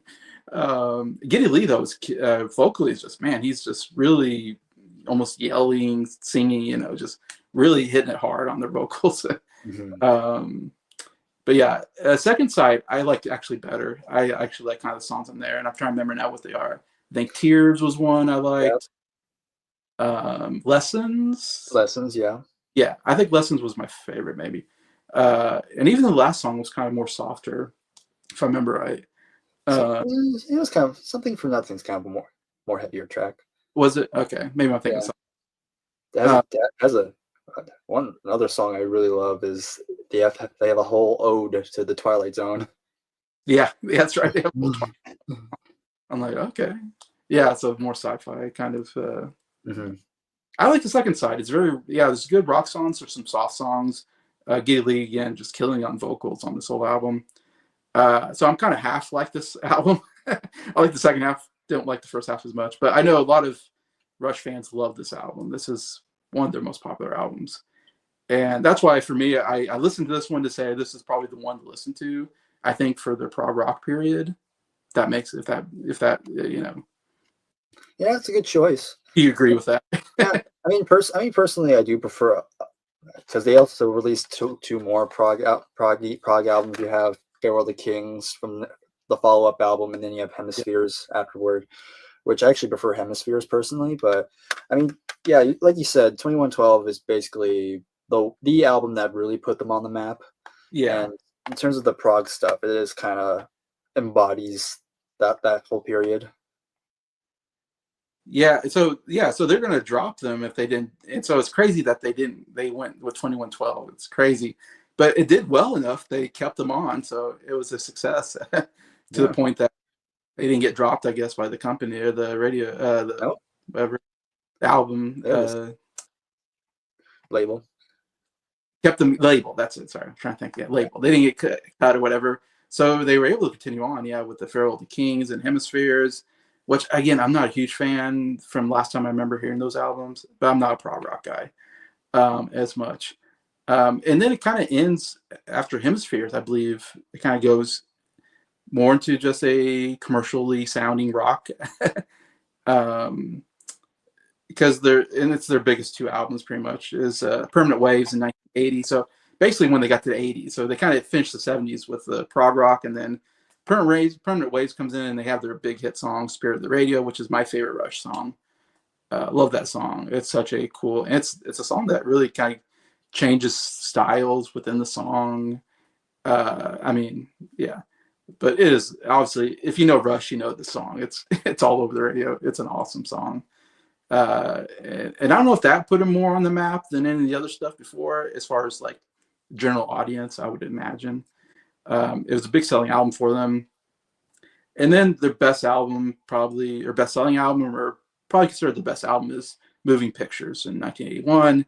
And I have that on vinyl, in fact, I could find it if I wanted to bring it out, but it's in a box here. Uh, and that one has Limelight and Tom Sawyer, which were huge hits as well on the radio. Um, yeah, so Moving Pictures, definitely, that would be the one I would recommend the most, but that's not prog rock. So for prog rock's sakes, I recommend 2112, I guess, if you want to hear Rush prog rock days. And again, they're more popular albums are the non-prog rock probably albums. Yeah, I mean, when they in the 80s, like yeah, they definitely Yeah, kind of they weren't as proggy as they were, but you can argue that even during the 80s, they kept a just every they kind of kept a little bit of that experimentation in them. Like, the first side of Moving Pictures has all the big hits on here, but then you go to side two, you have The Camera Eye, Witch Hunt, and Vital Signs, which definitely are kind of not really what you would expect. that's true. Don't really fit in the pop rock sort of thing. So they kind of tried to keep that integrity Yeah, within them. true. Yeah. Camera Eye's kind of a long song. Yeah. Kind of elaborate song. Oh, I didn't mention. Oh, the other song's really good on that album. I think it's the first. Is it the first song? Tom Sawyer. No. Now I'm Red forgetting. Barchetta. Yes, that's a really good song. I also recommend that one. That's a good one too. That's one of my favorite songs on the album. And then they have the instrumental YYZ Or Zed. or is that yeah? Let's see. Porcupine Tree have tons of radio-friendly prog rock. Our Jason listened to their song Trains. Oh, okay. Yeah, because Ryan mentioned them as one of the prog rock. Yeah, they were kind of a more modern type of prog band. Oh, okay. Yeah, I think they started in the 90s. Tom Sawyer is my favorite Rush song. Oh, I love that song. top fives for sure.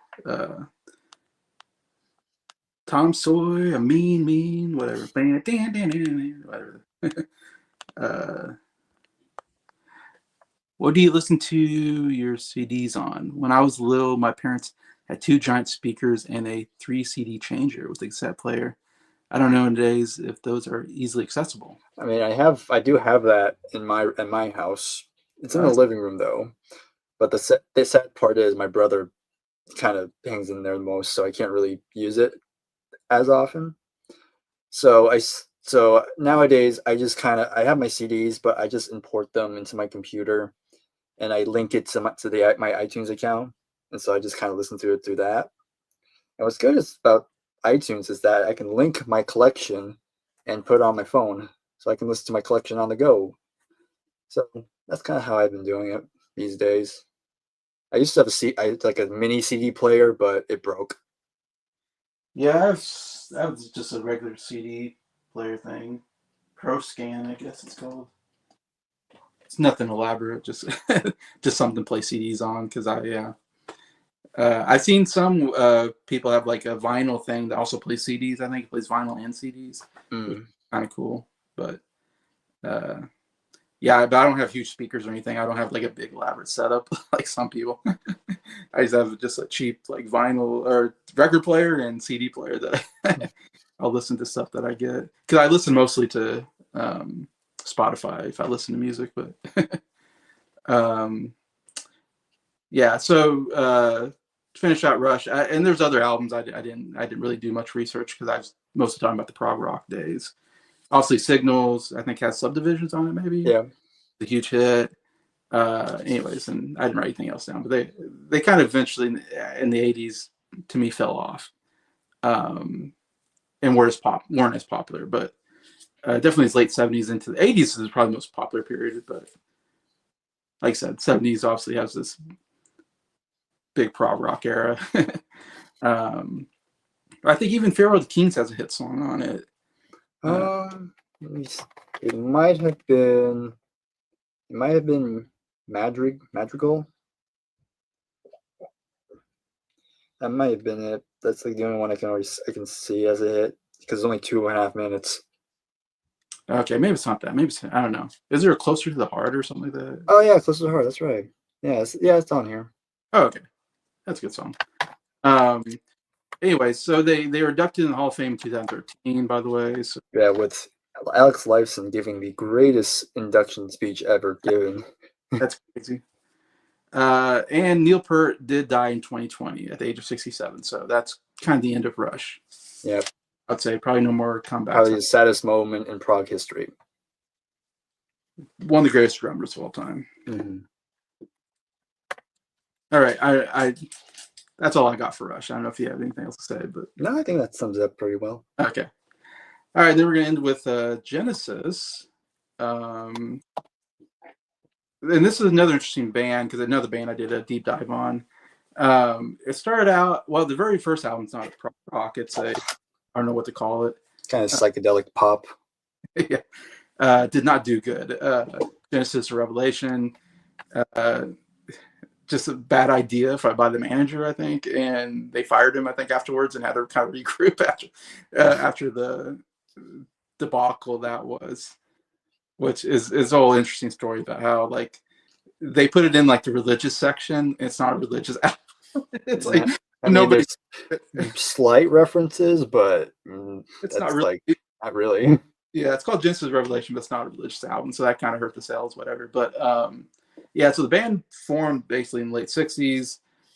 We got Peter Gabriel's the first lead singer, but they're all kind of people that like went to school together, went to the I don't know high school. I don't know they don't have high school in England, but they have Like secondary. Cambridge or Chamber School, whatever it was.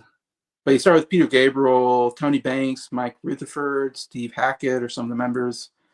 Um, Yeah, and Phil Collins was not originally in there, which I mostly think of Genesis. I think Phil Collins, but he's not even in there for the first, I think, couple albums.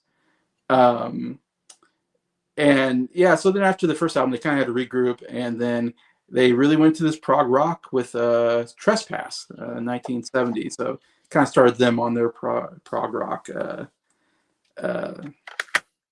journey, so to say. Um, and I don't have a lot to say about these albums because I didn't re-listen to them. But so I don't know if you have more to say about like Trespass, Nursery Crimes, 1971. Uh, uh, Again, I'm not a big fan of these albums personally. But, you know, Scott likes these albums. You like them, I think. Nick probably likes them. Yeah, Fox Rock in '72, and that's the album I listened to for this because I feel like Foxtrot is probably the prog rock album to listen to for Genesis. That's the big one to listen to. I mean, you can argue 4 at most, What's that? maybe 5, maybe 5 you can point to, but this is obviously one. I mean, you can say this one, you can say this one. Some people will say the next album, Selling by the Pound, is another one. Or sometimes this could be seen as the definitive one. Maybe at least second place is Lamb Lies Down on Broadway, which is the final one with Peter Gabriel before he would leave. And then Phil Collins took over as the vocalist. And I would also probably slide in Trick at the Tail in there too.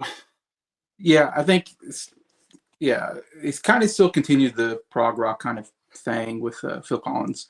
Phil Collins came in as a drummer. I Yeah, forget he came in on Nursery Crime. the third album he came in on. Yeah. So still fairly early on in Genesis. So he's definitely been in the Genesis for a long time. That's the drummer and I guess probably backup singer. But Foxtrot seems like the one everybody talks about and then is a favorite. And I listened to it and it definitely has some good moments in it. I'm forgetting the name of the songs. It seemed like there's like 2 songs I kind of liked on the album. Watch of the Skies, I think was one. Mm-hmm. It was like maybe the song or something. And then it was one of the early songs on there I liked. Timetable. Yes, that was my favorite song, Timetable. I actually quite enjoyed. So there's some enjoyable stuff there. And then you get to Supper's Ready, which I'm guessing is probably like the whole second side or something. Yeah, that's another one of the quintessential prog epics. It's like 23, if I remember right, it's like 23 minutes long. It's like the longest song I think I've listened to on this whole thing. It is crazy. And people, I think, love this album for that song. And I'm kind of the opposite. I'm like, that song, I do not, it's just too much. Again, it goes in all kinds of crazy areas. I think this is one where it's like there's waterfalls or something like that in one area or something. I can't remember, but there's like moments where it's like soft and there's moments where it's loud. And there's one part where I swear they're like soil. Yeah. Everybody's talking about soil, and I'm like, and I know you'll probably talk about their stage show kind of mirrored what the song was, I think. Sometimes, yeah. Costume changes, and there's something to do with the flower, I think, or something. Anyways, yeah, I mean, Peter Gabriel was known for really bringing a theatricality to the prog rock scene because, yeah, like you said, he would wear these very elaborate costumes to reflect certain moments of songs. Yeah. Like the flower, he put on a flower hat or whatever. And then for like songs like Nursery, like Musical Box, there was a point where he dressed like an old man and put on different characters. Like for the song Dancing with the Moonlit Nights, he would put on a Britannia out like armor uniform thing, like a Britannian soldier. So yeah, he definitely helped bring another visual element to the band that not many prog bands did at that time. Probably at most you would get like a light show, but not like almost like a production almost. Yes. And it really became at kind of had its peak during the Lamb Lies Down on Broadway tour because yeah, that was probably the most elaborate show at that point, with Peter basically playing almost every character. Yeah, he famously I think he found like a fox head somewhere. Yeah, he stole it, and he stole his wife's dress. And he stole his wife's dress, and he didn't tell the band. He just showed up in a dress and a fox head, which is insane. And the band just went with it. Like, okay. Yeah, they kind of well, at least we're getting press, so let's keep going it. It's insane if you see the pictures in that outfit. Yeah, and of course Bryer's. I know it's like. Yeah, Bryer's been seen in the same outfit, kind of. He has a fox head himself, so Um, yeah, very interesting. So, but to me, Foxtrot definitely the album to check out for the prog rock period. I guess I would say it's not my favorite album, but it's the one I think people point to. Hmm. Lamb Lies Down Bright has my favorite song actually. Carpet Crawlers. Love that song. It's my favorite Genesis song. And that's a crazy album because it's a long double album. It's supposed to tell Another concept album. concept album. Very strange, but some good stuff. I actually kind of enjoy a lot of parts of that album as well. Um, and yeah, so then Phil Collins, so that's kind of the big prog rock of those first like five albums, or four of those four.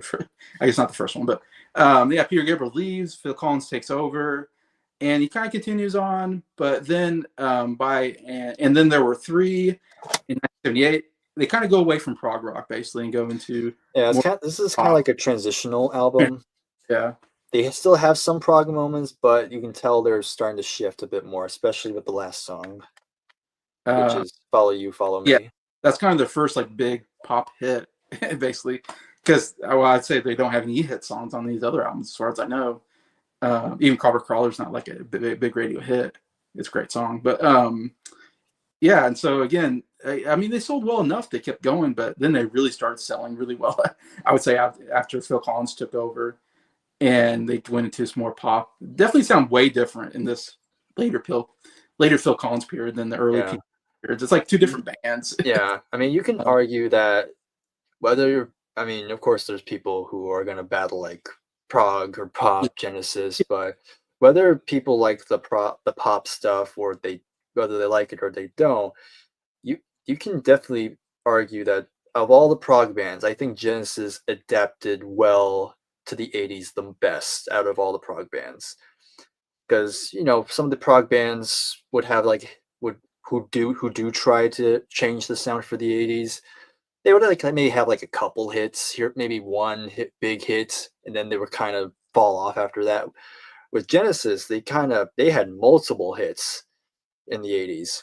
And it all kind of comes down to Phil because, of course, in the beginning of the 80s, Phil began his solo career, which was also At the same time, at the same time, which was yeah. also kind of helped promote Genesis as well because people were like, "Oh, Phil's in a band," and so they kind of helping each other out, helping. Of course, Phil was becoming this big figure of the '80s, and he was also doing Genesis, and people kind of were listening to that too. Um, so yeah, I think of all the prog bands that we've talked about, I think they definitely adapted well in the '80s the best. I agree totally. I don't know. Well, no, Rush is pretty. Yeah, I say Yeah, who's they did, but I feel like Rush was only like in the early '80s. They had like more bigger hits. They would have like some hits here and there, but I feel like Genesis had the most out of everybody. because I'm trying to think who's a bigger band, Genesis or Rush. It's hard to say. They're both Yeah, both. I would say more popular than like King Crimson or yeah, Paul. They're a little more or even Yes. I think they might be more name recognizable, but yeah. Um, yeah, I was going to just say, yeah, their biggest album was Invisible Touch in 1986. That's by far my favorite like album of theirs. It has like 6 hit songs on it or something like that. It's crazy. It is such a good album. And they did get inducted in the Rock and Roll Hall of Fame in 2010, so good to see that. They basically broke up in '97. That's what. 97. Then they had like a couple reunion shows. I think the last reunion show was like 2019 or like no 2021, 2022.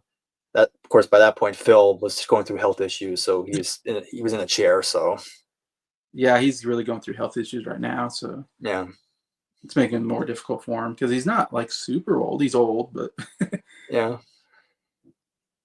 yeah.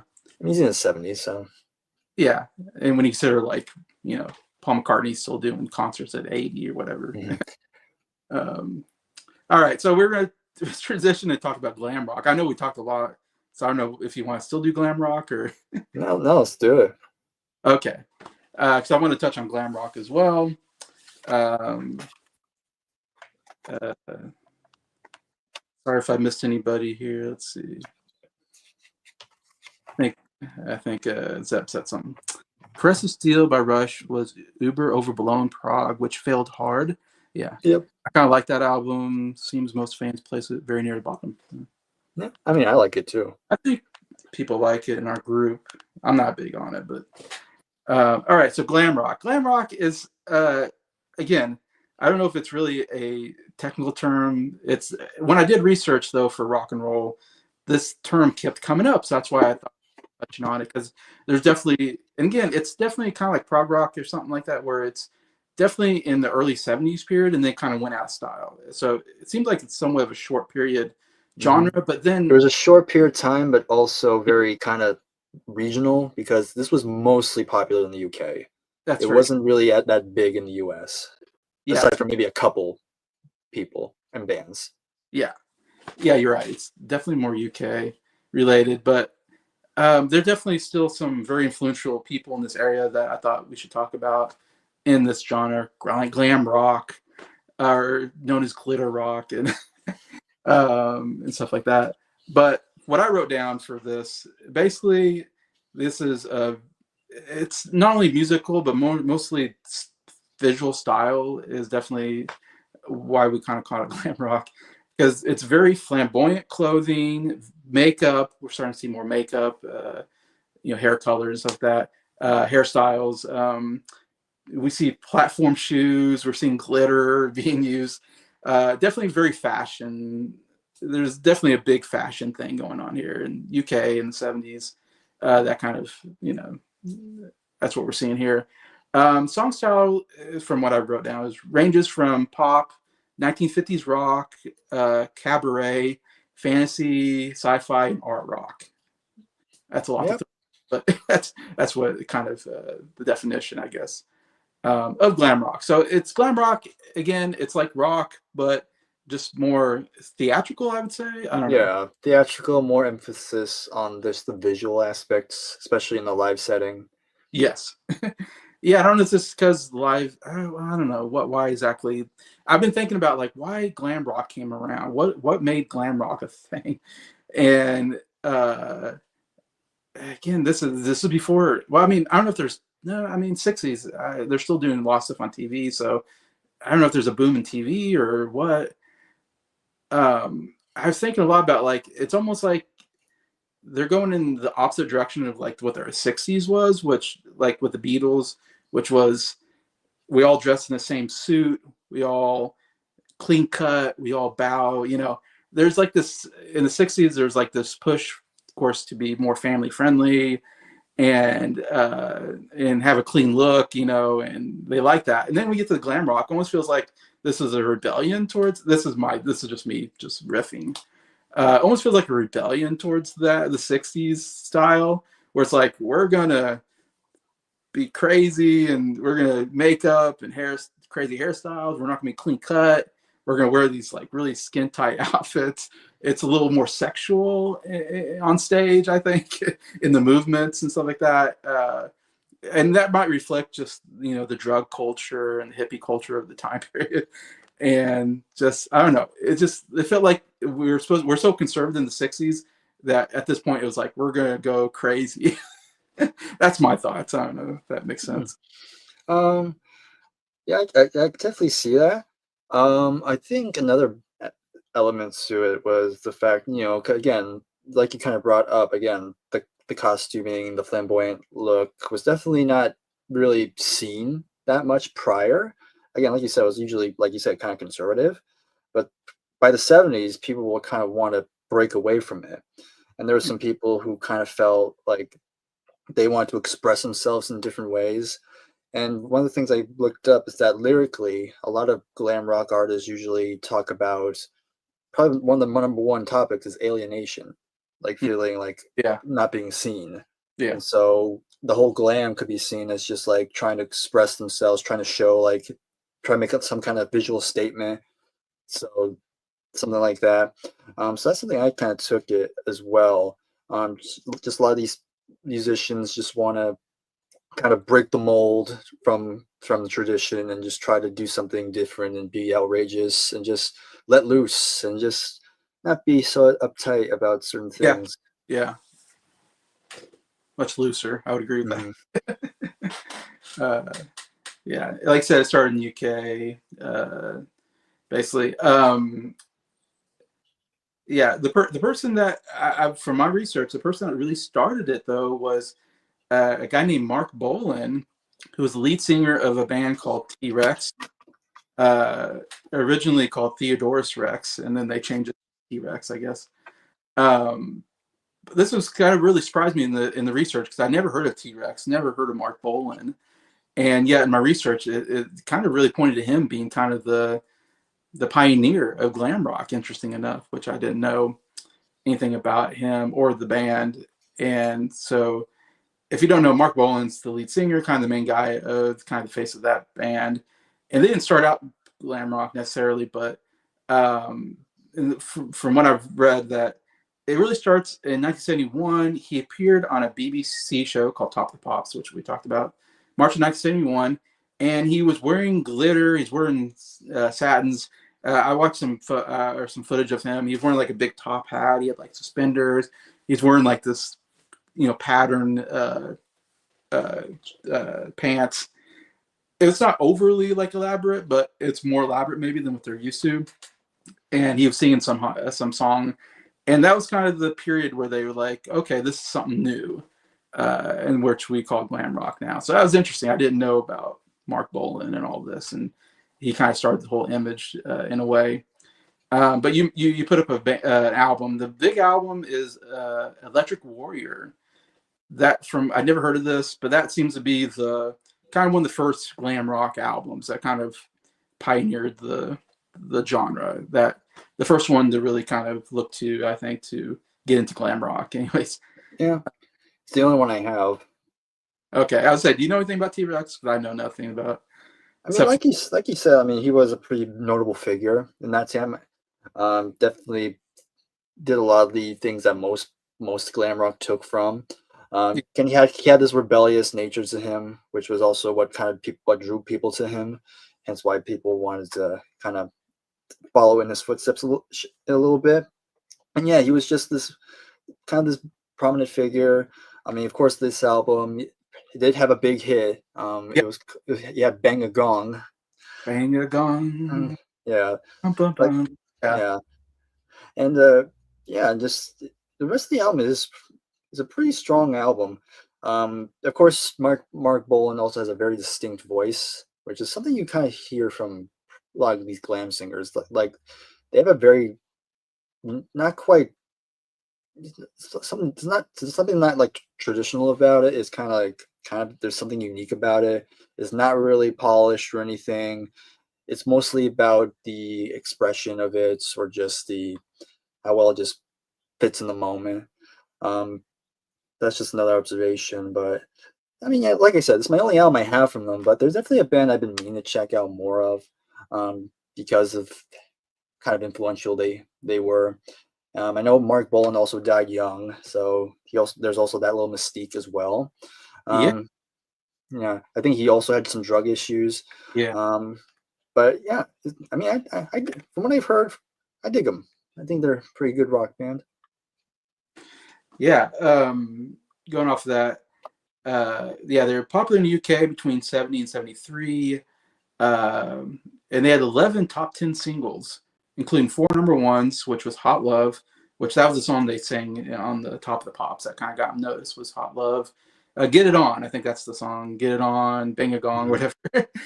It's the only song I recognize on the album. I was like, oh, I know this song. Like, I can't say it's like a great song, but it's a song I've heard of. And I was like, oh, yeah, that song. I didn't know they did this song.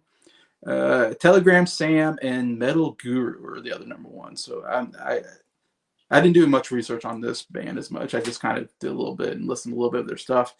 I did listen to that album because that seemed like the only album really that they kind of recommend listening to was the Electric Warrior, and I didn't write down any of their other albums to listen to or recommend. But so I guess if you want to listen to an album, Electric Warrior would be the album.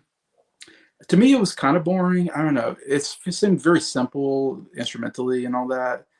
I wasn't really into it, like the Bang a Gong, whatever. The Get It On, Bang a Gong was, interesting. Definitely the most catchy song on the album. So I can't say I know enough about T Rex to say it's a band I would recommend, but definitely influential in glam rock. So that's why we're talking about him. Yeah, Mark Bolan died in 1977 in a car crash, evidently. So yeah, didn't last very long. Sad to say. And then they were inducted in the Rock and Roll Hall of Fame in 2020, which I thought was interesting. So evidently, I'm thinking they're inducted, but there's these other bands that aren't. I don't quite get it, but And way after the most prominent member's dead. yeah, yeah, way after. So good for them though. They got into the Rock and Roll Hall of Fame. Like I said, very influential in the genre. So you have to give them credit for that. And they had some hit songs. I need to listen more of their stuff to get more into that. Yeah. Another band I want to touch on before we get to the big ones, I guess, is Mott the Hoople. Another band I never heard of before, except for I've heard of them, but don't really know much of their stuff until now. Until I'm kind of listening to some of their stuff. Not bad. There's some good stuff here. Mott the Hoople. The main guy is Ian Hunter, Mm-hmm. and he's the lead singer, and he's the only guy I really wrote down, kind of the main guy of the band. Yeah. I think they had a lot of change up lineups, and he's the one that, of course, was in on every album because he's like the lead singer and lead songwriter and all that. I think.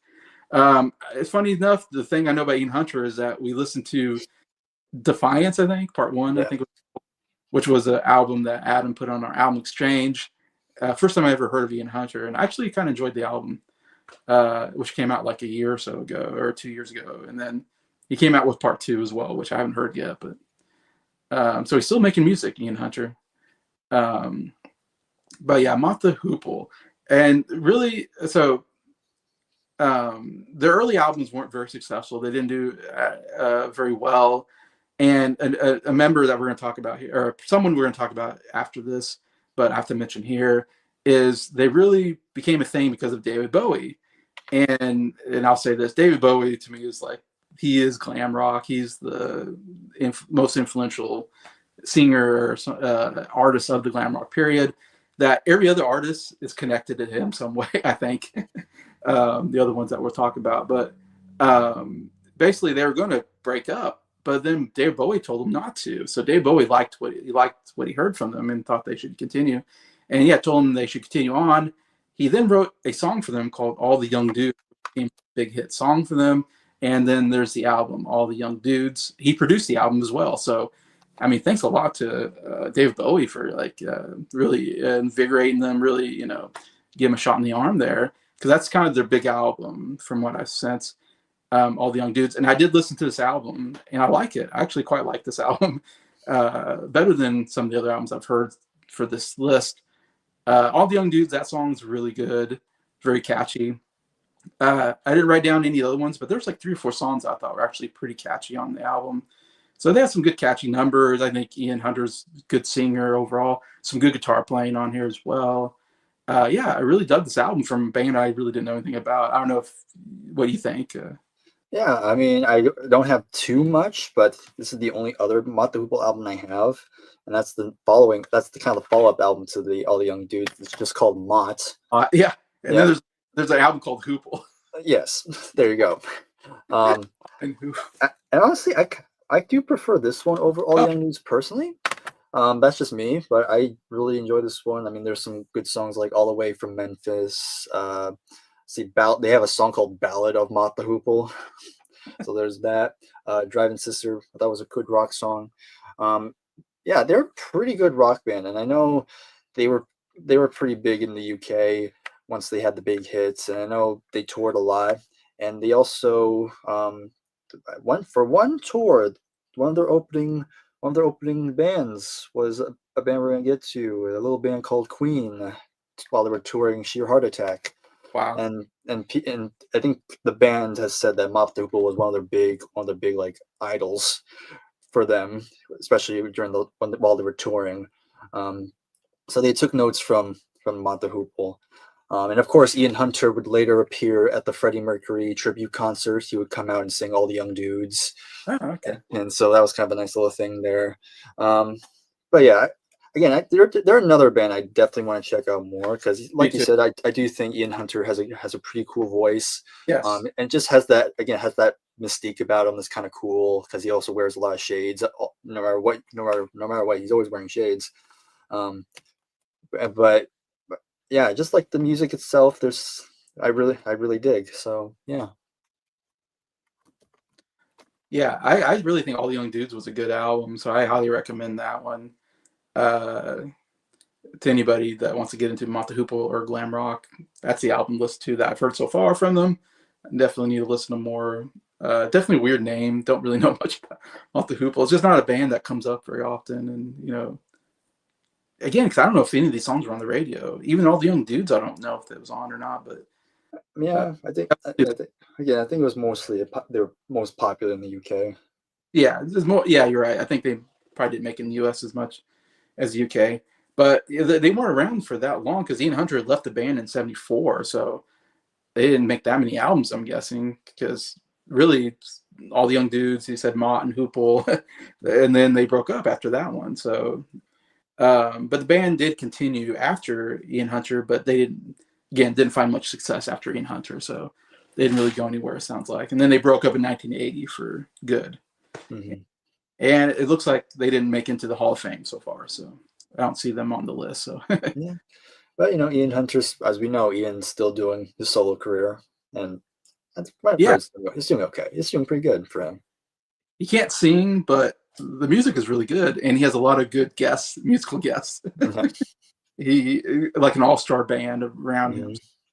Mhm. All right, do you want to touch Lou Reed or David Bowie next? Let's do Lou Reed. All right, let's We're talk about. built. We're gonna build to the big guy soon Okay, because yeah, he also has a connection to him. exactly. Yeah. I know they're all connected. I swear, it's funny. I'm like, wow, David Bowie connected all these people. All Uh, right. So Lou Reed. Lou Reed. So a very interesting one because again, we kind of mentioned earlier that glam rock was really not that big here in the U.S. because UK was a bit more was kind of being more liberal with their stuff.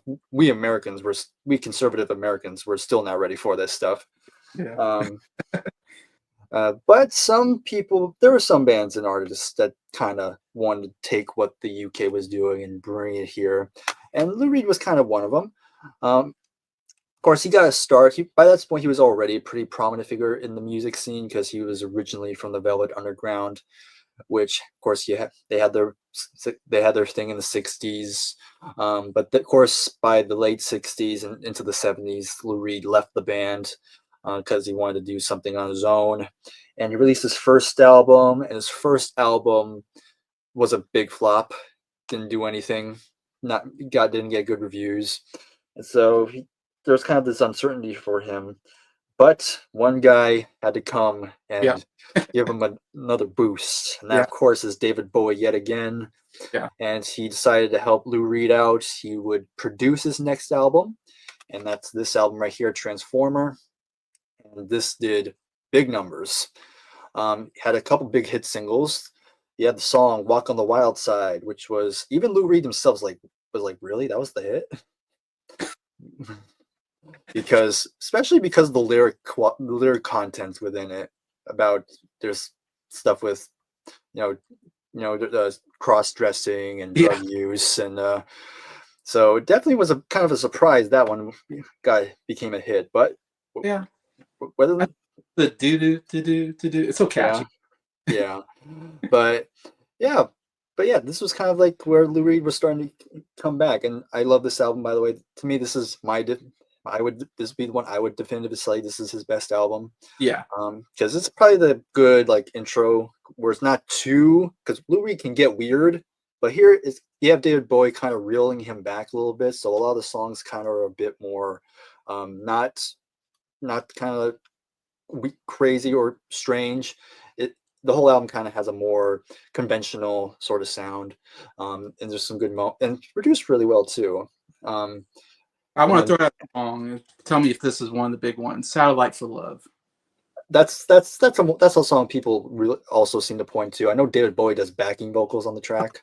Really good song. And Yeah, I heard that song. I thought, this sounds like a David Bowie song. Am I crazy? Yeah, and of course you hear David Bowie doing backing vocals on it. Okay.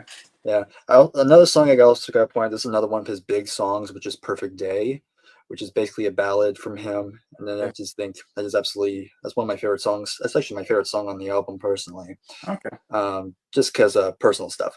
Um, but yeah, it's a good album. And again, you have the picture, which also has a very glam rock Yeah. aesthetic. Did Because you do makeup stuff or yeah, he did some makeup. Of course, he had some. There's a song called "Makeup" on here. there is a song called Makeup? And he did eyeliner. He would put like face paint on on himself from time to time. Um, but yeah, and of course the same person who shot this photo was the same guy who did the Queen 2 album cover. Oh, okay. Um, so it came from one of his live shows. Um, but yeah, so that's my favorite album from him. But of course, he would have other albums after that. Of course, he had Berlin from '73, which is a concept album. Surprisingly enough, it's actually based around a song he wrote for his first album. But somebody asked him, like, "Hey, I like the story of that song. Can you maybe tell the story of those people in the song?" And it's like, "Okay," and wrote a full album of it. And I will say, it's the most depressing album I ever heard in my life, Okay. because there's like He um, very kind of dark topics, shall we say, usually dealing with drug use, violence, okay. and other kind of stuff. I was gonna say he had some drug problems, and I think some depression problems maybe. But Yeah, that was a thing. He has some personal demons with him as well, which I don't think he ever got over, even to his death. He kind of was still dealing with that stuff. hmm, But I still think Berlin's a really good album. I think it's worth checking out. Just be aware, listener discretion advised. yeah. Um, and then he would have a live album, which I also have, and this one also has him with the makeup. We have Rock and Roll Animal. Here he has some black lipstick on him, and again he has some more bracelets. Definitely a more sexual look to him. Yeah. Yeah. Um, but it was another big seller for him. Only 5 songs, because there's a couple songs Only five? yeah, because he extends some of his songs. Like he actually sings a couple of his Velvet Underground songs. Like he has Heroin on here, which is he stretches it out to 13 minutes. Velvet Underground, right? Yeah, and he has a song called Rock. There's a song called Rock and Roll, which is 10 minutes. Um, Actually a pretty good live album. I think the playing on here was pretty good, especially the bass playing. Bass playing was pretty good on the album. Um, and then another album I also own, that's last one I have from the '70s, at least that's worth checking out, as far as I know, is Coney Island Baby, which is probably, I would say, probably a better. It's like Transformer and Coney Island Baby are the two albums I would suggest the most, because they're the most conventional sounding. I mean, you have Lou Reed's unique vocal style, but the music itself kind of helps back him up and really elevates him a little bit more. And there's some really good moments. My favorite song on this one is the title track. Really like the kind of somber nature of it. But Crazy Feelings pretty good. Uh, Charlie's Girl is pretty good. So yeah, I'd say these two are probably the ones to check out the most. And then after that, I guess he decided, I'm done with being commercial, and he released an album called what was it called? Was it Heavy Metal Music or something like that? Which is nothing but, what, I think like 40 minutes. I forgot how long it was, but pretty much the entire album is nothing but guitar feedback. So I guess he decided, let's be weird again. yeah. And yeah, that basically killed his whole pop streak he had for a while. Um, but he would continue on. He would have somewhat of a comeback in the '80s, but nothing like his '70s stuff. But of course, I'm a big Lou Reed fan, and again, the reason why I'm a fan of him is because he does kind of demonstrate what I talked about earlier about, glam rock being like about alienation and just feeling in the dark. And I feel like Lou Reed is a big example of that, because he was definitely an outsider. I'd say through most of his life, he probably never really fit in with anything, but he kind of stayed true to himself, and just made the music that he wanted to do. And yeah, he kind of was just kind of did his own thing and kind of did what he wanted, which is what I think what most people want. But yeah, that's my spiel on Lou Reed. Yeah, just to touch on Lou Reed. Yeah, he formed the Velvet Underground in '65 with other session musicians, so he must have been like a session musician. Yeah, he was like a guitar player, songwriter prior. And so it sounds like Velvet Underground was just a bunch of session musicians that kind of got together and started creating music. And they described it as avant-garde music. Is what. Yeah. So definitely different. And this is the craziest thing. The craziest trivia is Andy Warhol managed the band. Andy Warhol, who is known for being a artist, I guess, Yeah. painter or whatever. I don't know. What do you want to call him? Like pretty much just artist. Because Artist. he did many types of forms of artwork. Yeah, he's famous for the banana, I think, and the Mm-hmm. Campbell soup can. I don't know. Yep. I don't get his work, but it's got popularity, I guess. He's well known as kind of being a strange like a guy. At least he looks strange to me. But anyways, but it's crazy. He's not a music person, I don't think, but yeah, he managed the band, so I don't know. I guess that worked out.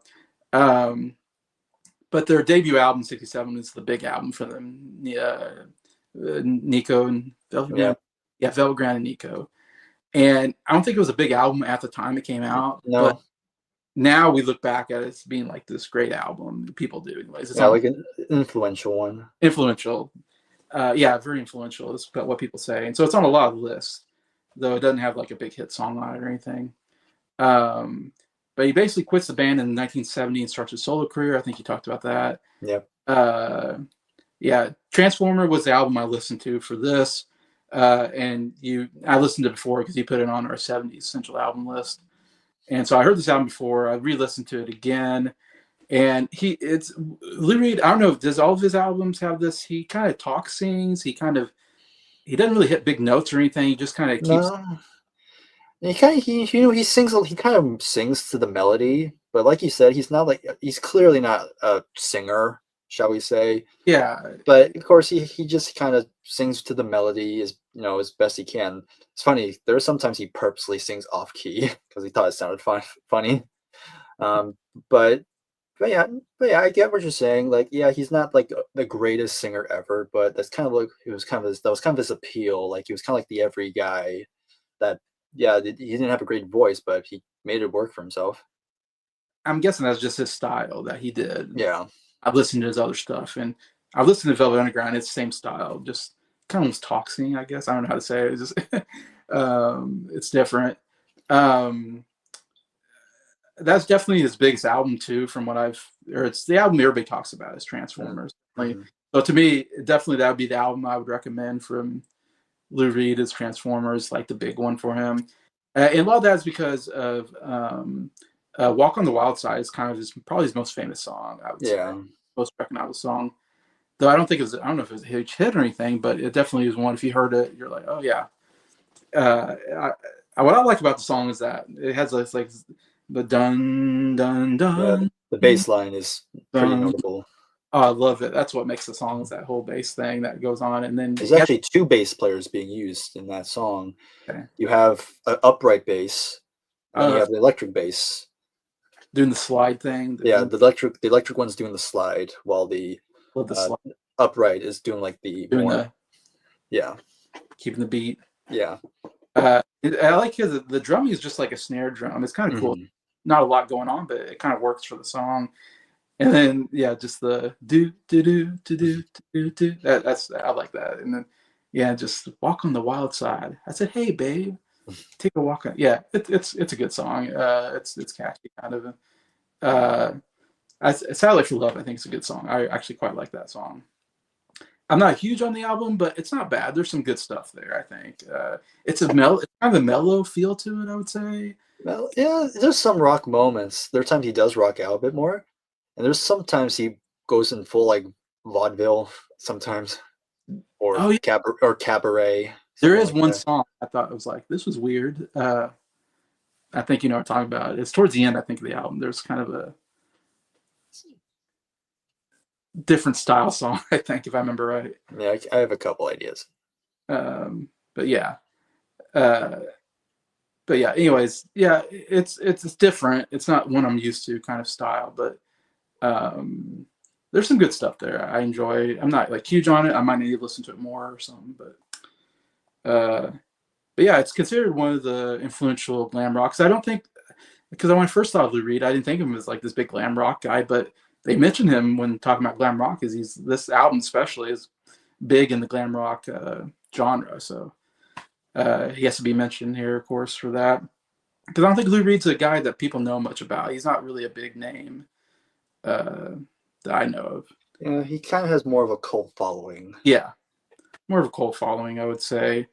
Funny, when I think of him, I've seen him when he got older, I guess, and that's why I think about him. I don't think about him when he's younger. He might have been more the glam rock thing, but I've seen him older playing some of his music. And uh, anyways, but yeah, Berlin, Sally Can't Dance came afterwards, and Yeah, that's not fine. every performer. But said that he sobered up in the 80s and he had some success with an album called New York in 1989, I do have that one. which I'm guessing he kind of goes away from glam rock at this point, I'm sure. Yeah, it's not. Yeah, I don't know what you would call it. It's more like a pop Right. rock sort of thing.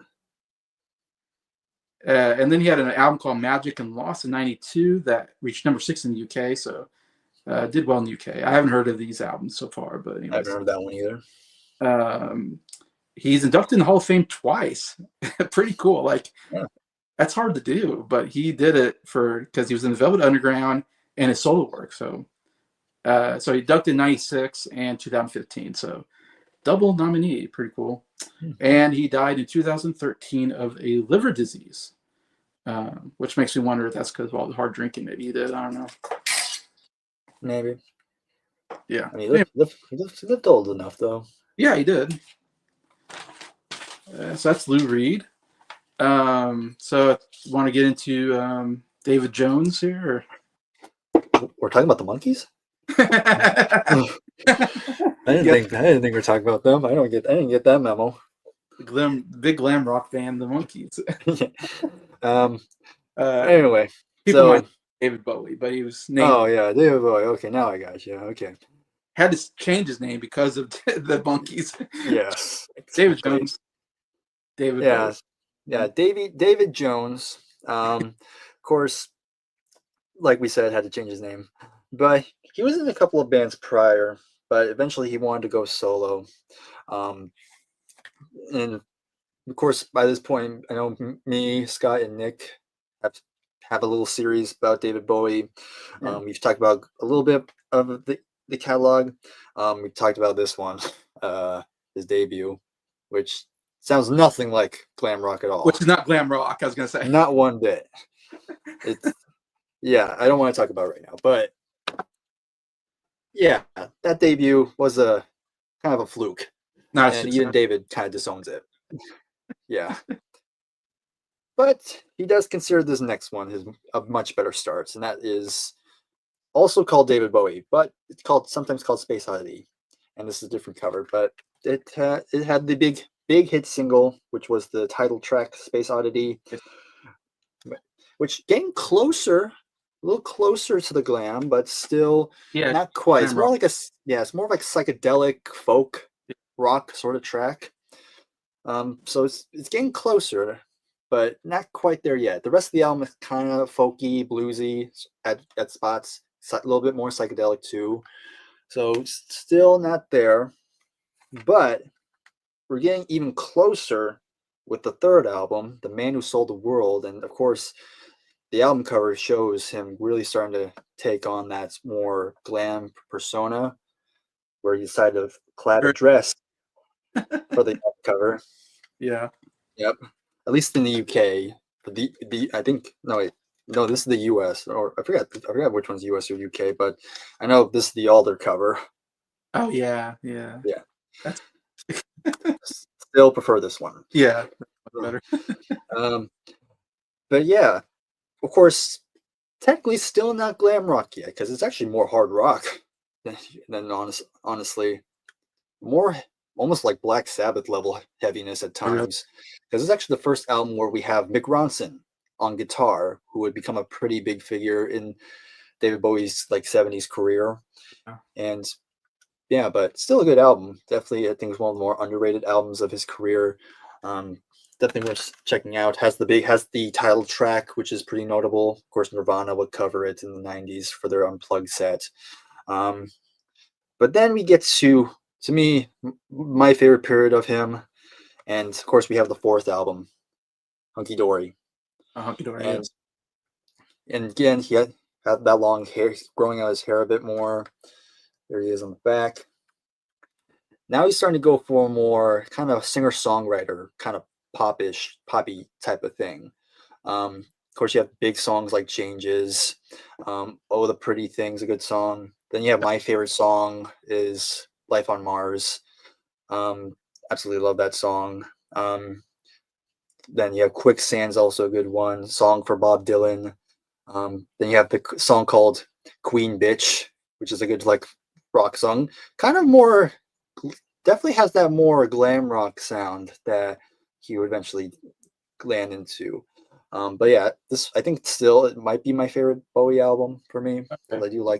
I do like the singer songwriter approach he went on here. But of course, this is Change, when he was wasn't it? hmm?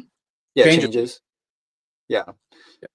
yeah, and this is when he was really starting to become more noticed because his first three didn't really do much aside from Space Oddity. That was like his The first three albums didn't really sell that well. This Hunky. is him starting to get more attention. But it was also around that time he started to experiment. He started to put on some more makeup, Yeah. really brighten up his image, and really got his hair done. Yeah. And Right. he would decided it was time to put on a persona. Yeah. And that persona he dubbed Ziggy Stardust, and that would all culminate into the glam to most people the definitive glam rock album. Yeah. Like when people think glam rock, it's usually most likely this one. We have the rise and fall of Ziggy Stardust and the Spiders from Mars. There's the back right there, Which is and basically it explains his character Ziggy Stardust and yeah, it's the basically the story. has like a whole Of, origin story. Like yeah, and tells the whole life story. exactly. Um, and yeah, another concept too. Um, but yeah, it has all the hallmarks of it. You have Bowie's distinct vocal style, again, which perfectly for this music because Ziggy Star is supposed to be this alien figure, and He's alien rock star. yeah, alien rock star, and David has that unique vocal, which Yeah. kind of helps the character even more. Um, but then you have songs like 5 Years, which starts the album and kind of sets the tone, kind of chill, but as it progresses, especially you get to the end where David's basically just screaming out at the end, which is I think is kind of a nice way to introduce it. Soul Love kind of has a lot more horns on it. I know David played Yeah. saxophone, so we Yeah. incorporate that in there. But then you have Moon Age Daydream, which is a great kind of more rocking song. The guitar work by Mick Ronson is great on there. Um, One of the big highlights for sure. And then you have one of the big hits on here, which is Starman. And of Yeah. course, he would play the song on top of the pops. And Yeah. that also helped Yeah. propel David into bigger fame because Yeah. because people saw his outfit, the Ziggy Stardust persona on TV, and of course helped the sales on the album even more. So there's that. It Ain't Easy is a solid kind of more standard rock song, but still I like that one. They have Lady Stardust, which is another really nice one for sure. Star is good, another upbeat one. Hang On to Yourselves is great. Then you have the other big song, which is Ziggy Stardust, the song Ziggy Stardust, Mhm. which again, you have a very cool guitar intro from Mick Ronson, and just another big highlight. And then you have probably the most rocking song, which is Suffragette City, which is this heavy, fast paced track and just this Yeah. fun and just overall fun time. And then you close off with Rock and Roll Suicide, which basically tells Ziggy's death. And I think it's a pretty, very dramatic finish for a pretty fitting way to close out. So yeah, again, the definitive glam rock album from to some people the definitive rock icon. And David Bowie's always seen as like the face of glam rock. Yeah, I like the wham bam. Thank you. Yeah, that's a Yeah. good. Yeah, Uh-huh. And he would continue with this glam rock sound for a few more albums. Of course, you have the follow up Aladdin Sane, which yeah, again another iconic look with the yeah. thunderbolts on his face. Of course, he had another big hit on here with the Genie, which another Genie, yeah, yeah good song. Yeah, another very strong album. And then at some point, even David was starting to kind of get bored of the whole glam rock yeah, thing, and so he released, and he was also getting stretched thin. Like I don't have it yet, but he released a covers album called Pinups, which didn't do as good as the previous albums. But he did come back, and this is what's considered his final glam rock album. And that's Diamond Dogs. yeah, Of course, this also had a big hit with Rebel Rebel. yeah. Rebel, Rebel. That's right. Yeah, Rebel. pretty Yeah, strong album. And then after this album, David, being David, of course, what he's known for is completely changing his style. So I didn't bring it out, but Young Americans was the next album, and that's when he decided to go for a more blue-eyed soul approach. And then he did that for a bit, and then he would do his Berlin trilogy not long after, where he's experimenting with more electronic sounds, collaborating with Brian Eno and even Robert Fripp from King Crimson. I know he played guitar on Heroes, yeah. which is another big hit for him. That was good. Um, yeah, and then from that point on, even going to the '80s, he would have big hits. That Let's Dance was more of like a pop album, which was Yeah, a big seller. And then he would continue to keep changing his style throughout his career and up to his death in 2016. He just always tried to stay, always tried to stay, always tried not to repeat himself too much. He was always changing his style, his persona, um, and just being himself for the most part. That's another thing he always did, was always kind of stay true to himself. He was an artist through and through, and he always expressed that no matter what. So I mean, then that's why he is seen as one of such an influential figure to just in music and just in pop culture in general, because how much he's impacted many artists and bands. And of course, it's also worth noting, not just in music, but also in film too, because he was also an actor. He did Labyrinth in the '80s, which is probably his most famous movie role. yeah, Um, but yeah, you just gotta mention David Bowie in some way because of just how much he impacted in just music in general. I do remember when he passed away in 2016. I mean, it was just even by that point, I wasn't like a big fan of him yet, but even I felt the impact. Like I knew his name, and so when he passed, it was like, oh my god, like that's a big figure. So yeah, but other than that, yeah, David Bowie, just a excellent musician and singer songwriter, and just a great artist of all time. yeah. That was 9 years ago now. Now it's been that long Yeah. now. Can't believe it's been that long. I remember when he died. It's funny. I've never been a big David Bowie guy, but I think that's just because my parents weren't big on David Bowie, and so, and again, glam rock. I don't think none of us were big on glam rock. My parents were or anything. We're more conservative, I guess, for glam rock. And I think it's because David Bowie's a little too weird, maybe, and so we just didn't get into it. And he does have radio hits, but I never thought of him as a big radio hit guy. But maybe I'm crazy by saying that. Uh, Yeah, I mean, you still hear his songs on the radio from time to time. Yeah, I mean, like I said, the Space Odyssey, is pretty good. Starman's good. I think that's one I've heard before. Changes is I love Changes. That's such a good song. Um, yeah, now you said it. Rebel Rebel. I kind of heard that, and Heroes. I know just because of another band made that a hit song in the '90s. Bob Dylan's son, Jacob Dylan, his band.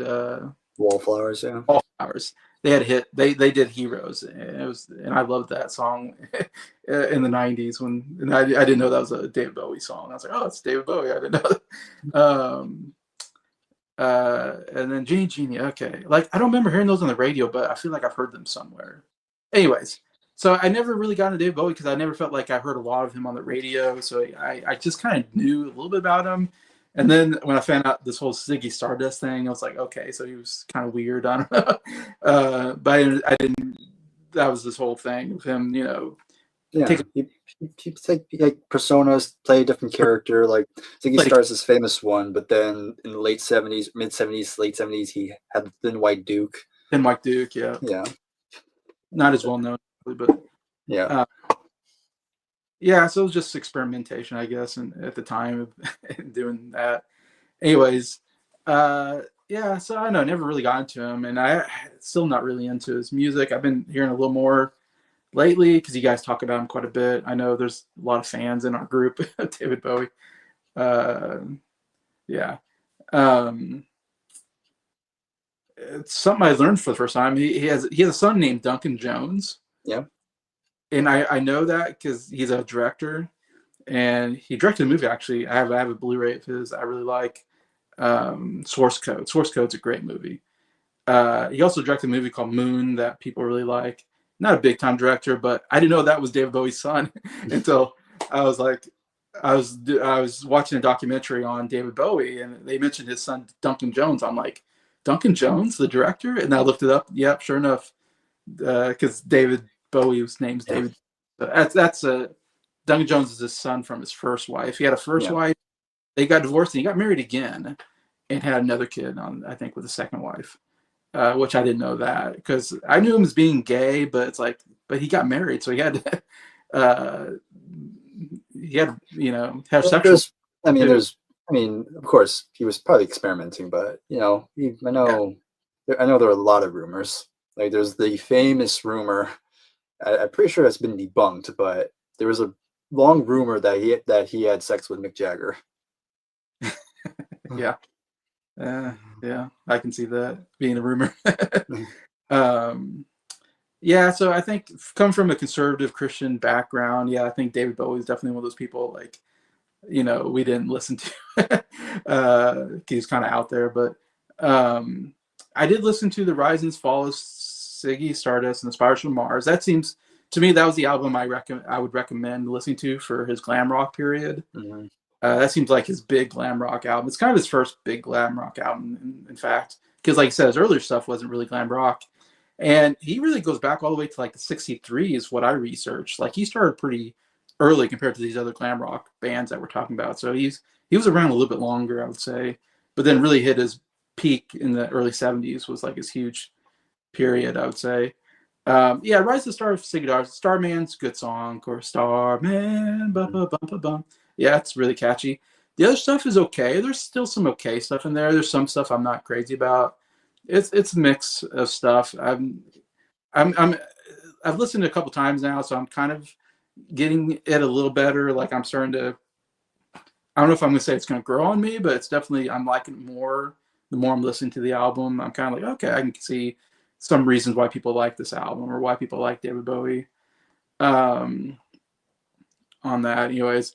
And from what I read, the concept was like he's an alien.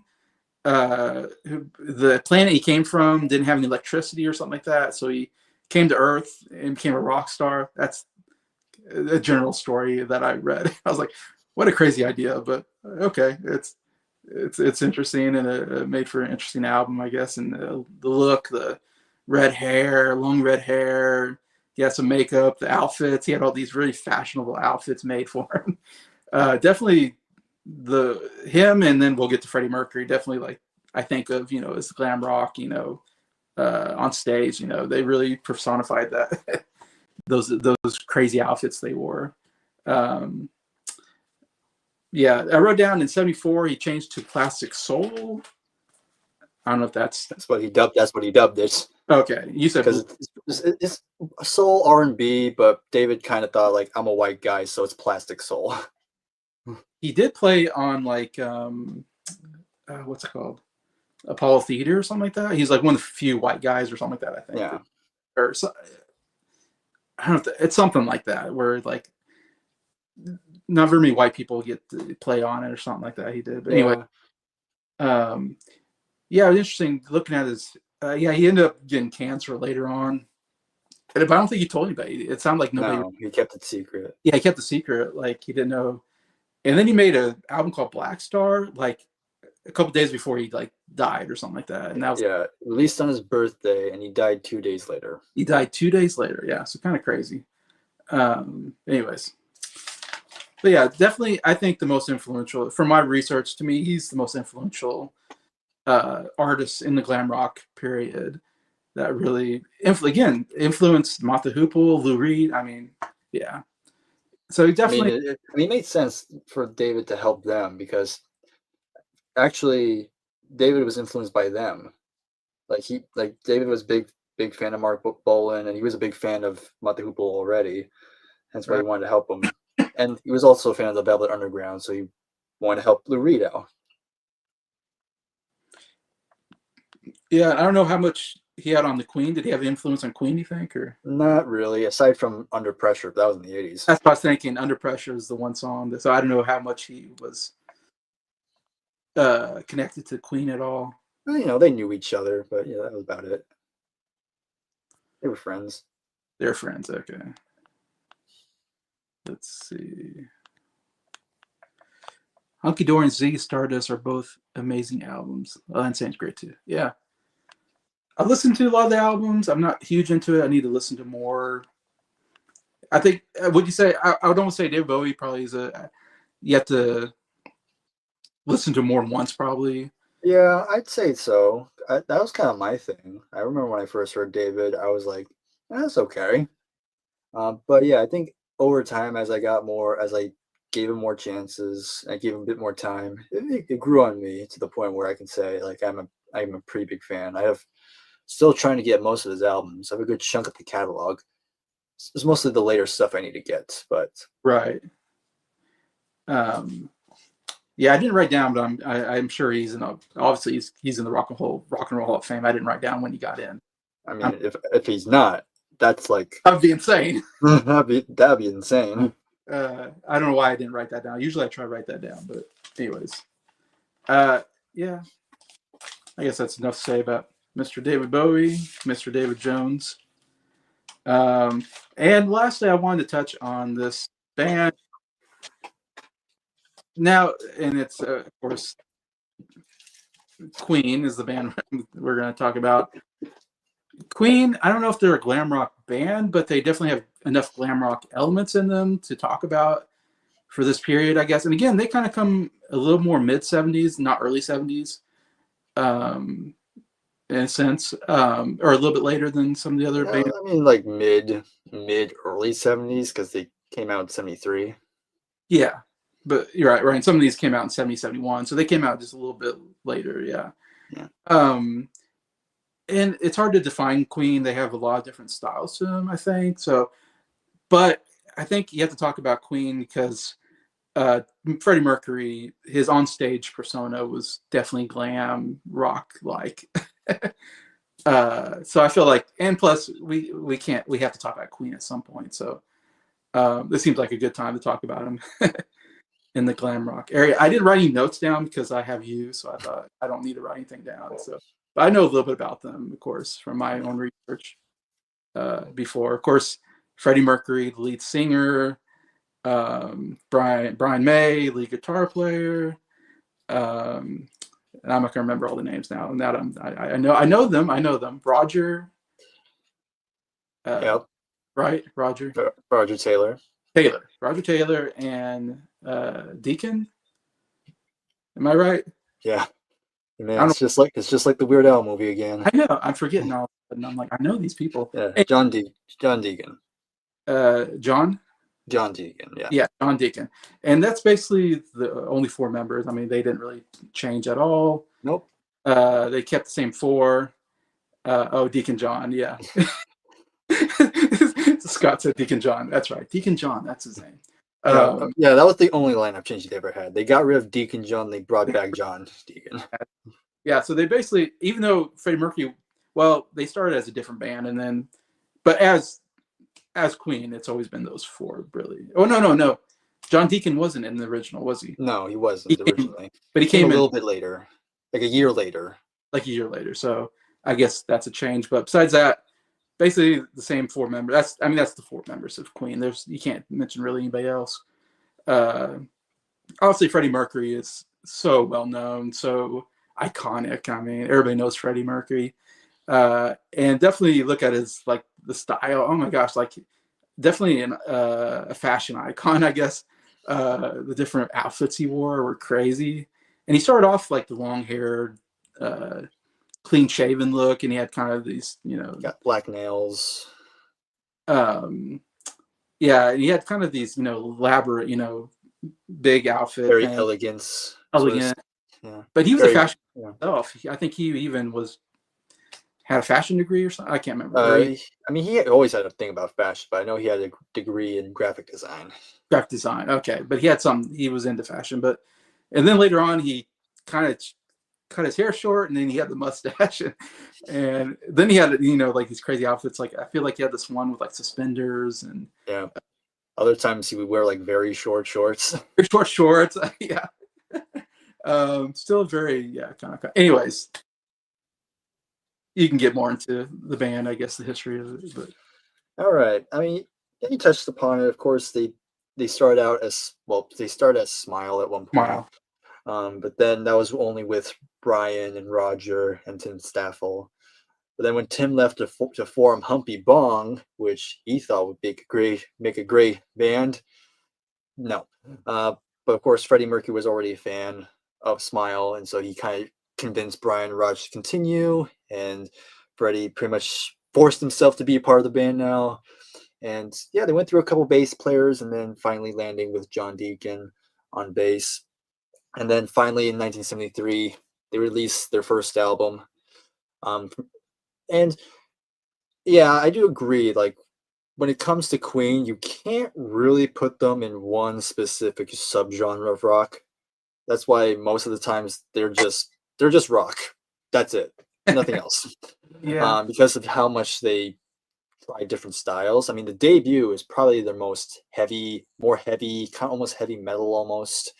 A little bit of a proggy sort of edge to it, but still, you still got that theatricality, and that's the one thing about Freddie, about Queen, is that Freddie had this very theatrical voice, which Yeah. is again very common in a lot of glam rock. Yeah. And of course, like we already said, the live stuff. I mean, you have this image of Freddie right there with this iconic like no bottom mic stand that he always had Yeah. with him. Yeah.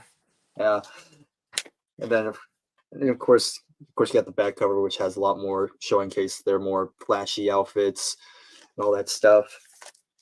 And then so the debut didn't do well, didn't sell well at all, but still that's kind of an interesting thing about them. So by the second album, they decided to go a lot more in the more progressive, more proggy side of things, which is Yeah. actually fitting because we talked about Yeah. prog already. So a nice bridge. But yeah, the front cover again got this very glam rock, has a very glam rock aesthetic, especially Freddie doing a whole paying homage to the actress Marlene Dietrich, how he has the hands, because there's a photo of Marlene Dietrich with the exact same hands position, and Okay. Freddie was a big fan of her, so Okay. so had to pay homage. And then of course gotta show the inside because this is the black side, but here you have the white. Again, they have the makeup on them, got the very white look. Yeah, found the bridge. Let me just put this away. Again, didn't sell well because of just how experimental they were trying to do. Aside from one song that got him a little bit more attention, that was the last song, Seven Seas of Rye, which got him a spot on Top of the Pops. Of course, kind of last second because I think David Bowie was originally supposed to go in there, but he canceled, so Queen was like a backup. Okay. But they got on Top of the Pops and they performed it. Okay. Of course, it's not as well known because if you ever look up footage of it, it's not in the best quality because it was kind of like because again, they were like an understudy, so they didn't put that much effort into their time. But the next album, though, would be a little bit different. And this is when I feel definitely shows a little bit more of a glam rock sound in the music. Of course, we got Sheer Heart Attack from 1974. Of course, this is basically the one that really put them on the map because it had the big top 10 single Killer Queen. And once again, they would be on top of the pops. And that's kind of that's when they really started to find their stride in the commercial field. And you still have some experimentation, some more still some heavy stuff, but and again, a lot of different styles. Like there's almost like tonal whiplash every once in a while on this album, but still a good variety of sounds, and it's still another very interesting album cover. You got the guys all sweaty on them. This is something. Pretty hard rocking album too. Yeah, still keeping that hard rock edge to them. Yeah, for sure. Mm-hmm. Stone Cold Crazy, the rock song. Yes. Oh yeah. But of course, they were, despite Killer Queen being a big hit and the album actually selling very well, you think they would start making loads of money. No, they were broke still, mainly due to poor management, kind of robbing them of their money. And so they fired their old manager, and they got a new manager who was, funny enough, Elton John's manager at the same time as well. Yeah. Misfire. Anyway. Oh, Misfire. That's a good. Yeah. And that's John's first solo composition. Oh, okay. Yeah. About sex too. Lovely. But in any case. Yeah, when you hear the song again, you'll never hear the same way again. Okay. But getting back on track, so they had no money. They got a new manager who was Elton John's manager as well, and they decided to go in or go home for the next album, and that would be Night at the Opera, 1975. I think and it yeah, I know, same here. And I mean, it goes without saying, this is probably the definitive Queen album to most. Yeah. Because of course.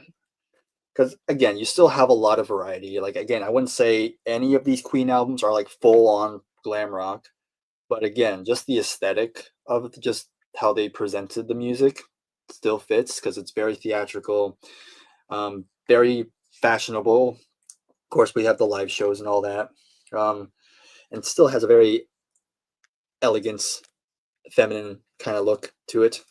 And so. Of course, you have some big hits. Of course, you have "You're My Best Friend," of course, which was a big hit single. And then then you have like "Death on Two Legs," which still keeps that heavy side to them. Then you have "Lazy on Sunday Afternoon," which is a short, kind of very lighthearted type of song. Then you have the epic song, "I'm in Love with My Car." Pretty rocking song, yeah. Yeah. Jokes aside, it's still a fun song, no matter how dumb it is. Some thought it should be the single or number one single. I know, right? Should be the hit single on the. I know. People would bang their heads to that one. Yeah, exactly. Yeah.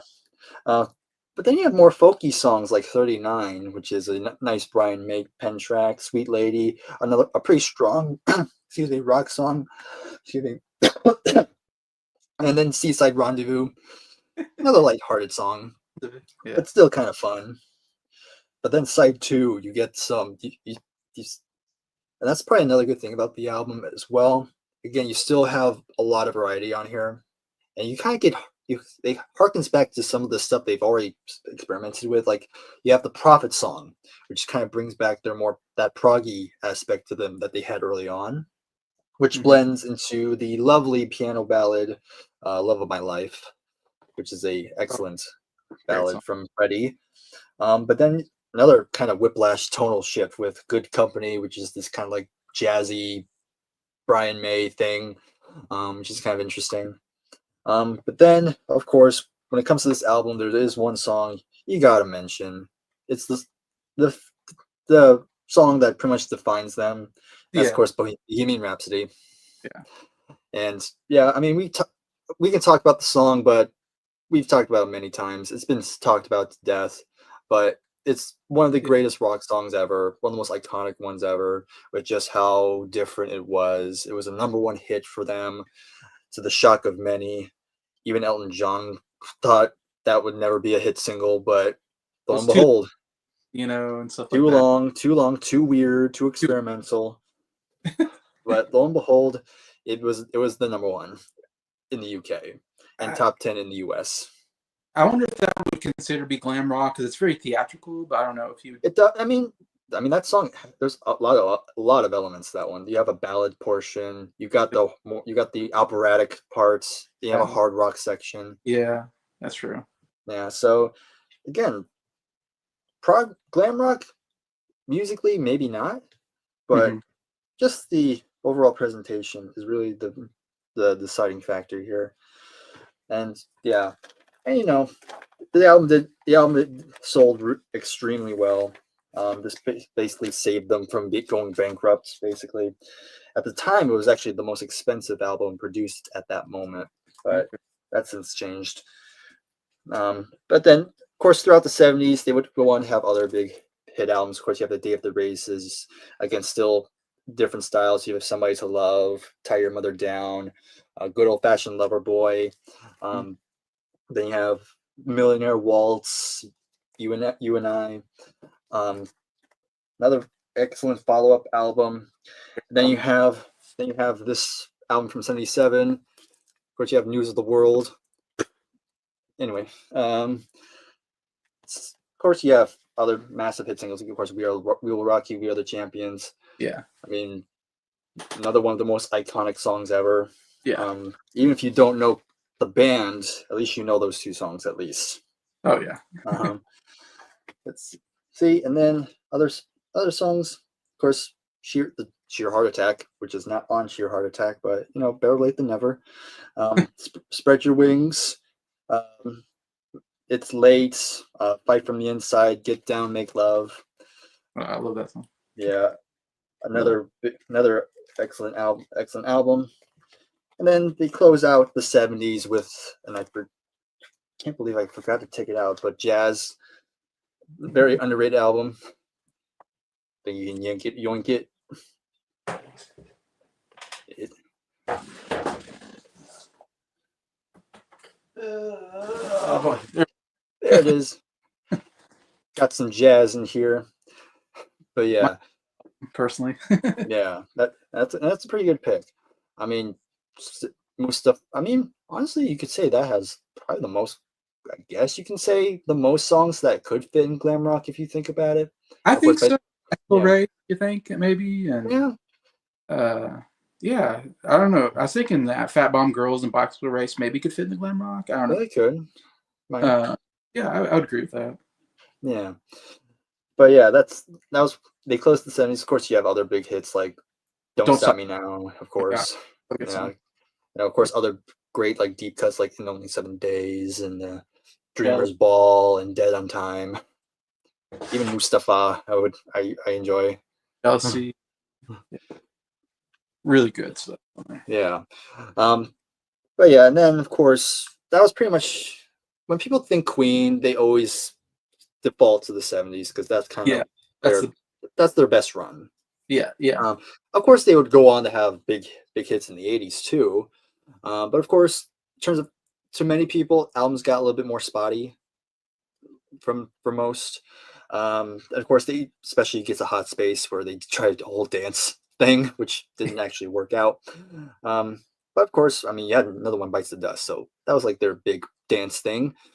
Um, but yeah, One, then of course they would continue into the '80s, but then of course leading up to the '90s, we have 1991. Of course, Freddie Mercury died of AIDS, and was a big shock to the music scene, of course, and yeah. still felt to this day. I mean, Freddie Mercury, I'd say he is more. I'd say he's more popular now than he was when he passed away. Of course, it helps because the movie Bohemian Movie. Rhapsody came out, Yeah, it's good. which kind of brought showed Queen to a whole other generation. And I've seen more people talk about Queen more than ever. And for someone who's been a fan for since I was like 15, 14, 15, I'm happy to I'm happy to see that. I've said this many times. Queen are my favorite band of all time, and they definitely were the most impactful band to me. Without Queen, I wouldn't be into music at all, um, which I think is huge. So anytime to talk about Queen, just absolutely had to bring them up again for their impact, their influence, still being felt to this day. And Freddie Mercury just wanted to be one of the great icons in music. Even after his death, just has the iconic look, Yeah, just the mustache, the short hair, especially his performances.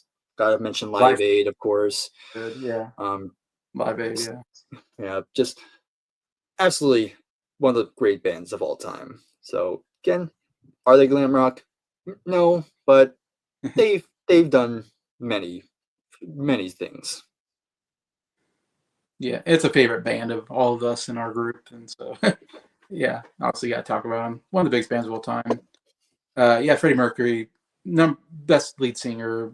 Any list you see, it's Freddie Mercury's gonna be listed as the best lead singer of a band. I agree, he's the greatest. I mean, Mhm. great vocal work and different styles that he does. It's amazing. I Yeah, also I also got to shout out the rest of the band too. I mean, oh yeah, yeah, Brian May, amazing. amazing guitar player.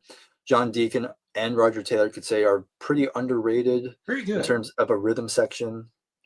Um, but yeah, as a as a whole, they Pretty were good. destined for great things. Yeah, that's for sure. I think yeah, two things that really revitalized them in some ways. I think is Wayne's World. Yeah. I think Bohemian Rhapsody like shot up the charts when that movie came out, Yep. and Bohemian Rhapsody, the movie, also I think shot up the song way up, and uh, yeah, got them noticed again because they still play, but they have, of course, a different lead singer. Yeah. They've had a couple different lead singers, I think. Yeah, they had a stint with Paul Rogers for a Paul time, Rogers, yeah, yeah, and yeah. then currently it's Adam Lambert, And Am Lambert's been with coming them. from my neck of the woods.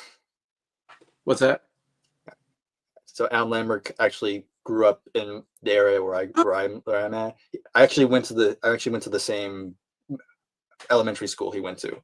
Oh, really? I had his first grade teacher. That's cool. I didn't know Yeah, that. Uh, yeah, he's lead singing right now. He's been for a while. yeah. They played at the Oscars. They sang some Queen songs when that Hmm. came out. Yeah, I'd be interested in if they'd be interesting to hear live. I don't know if they've ever come around here, Uh, or uh, I mean, they do tour around the world still.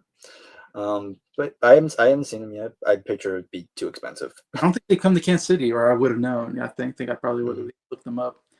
Um, but yeah, as far as glam rock, this is what the album I listened to was Sheer Heart Attack, actually.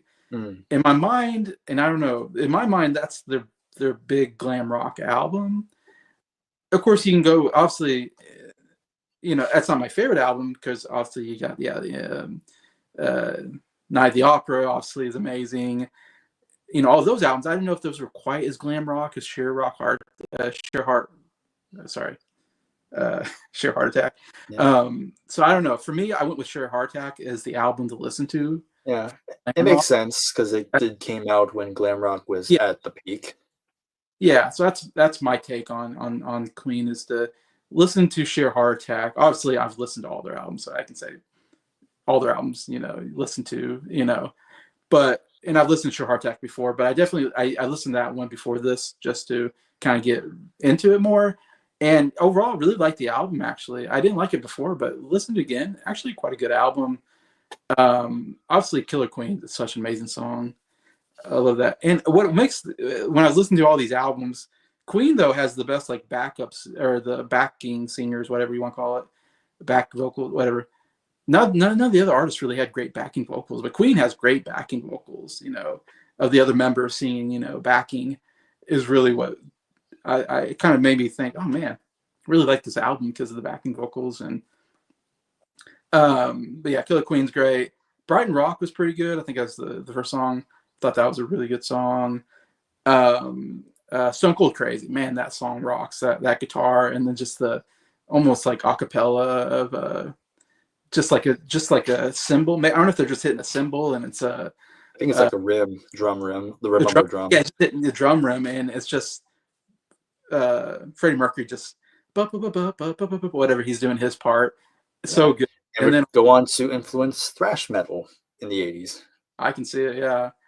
And then the guitar comes in and crazy, stone cold crazy, yeah.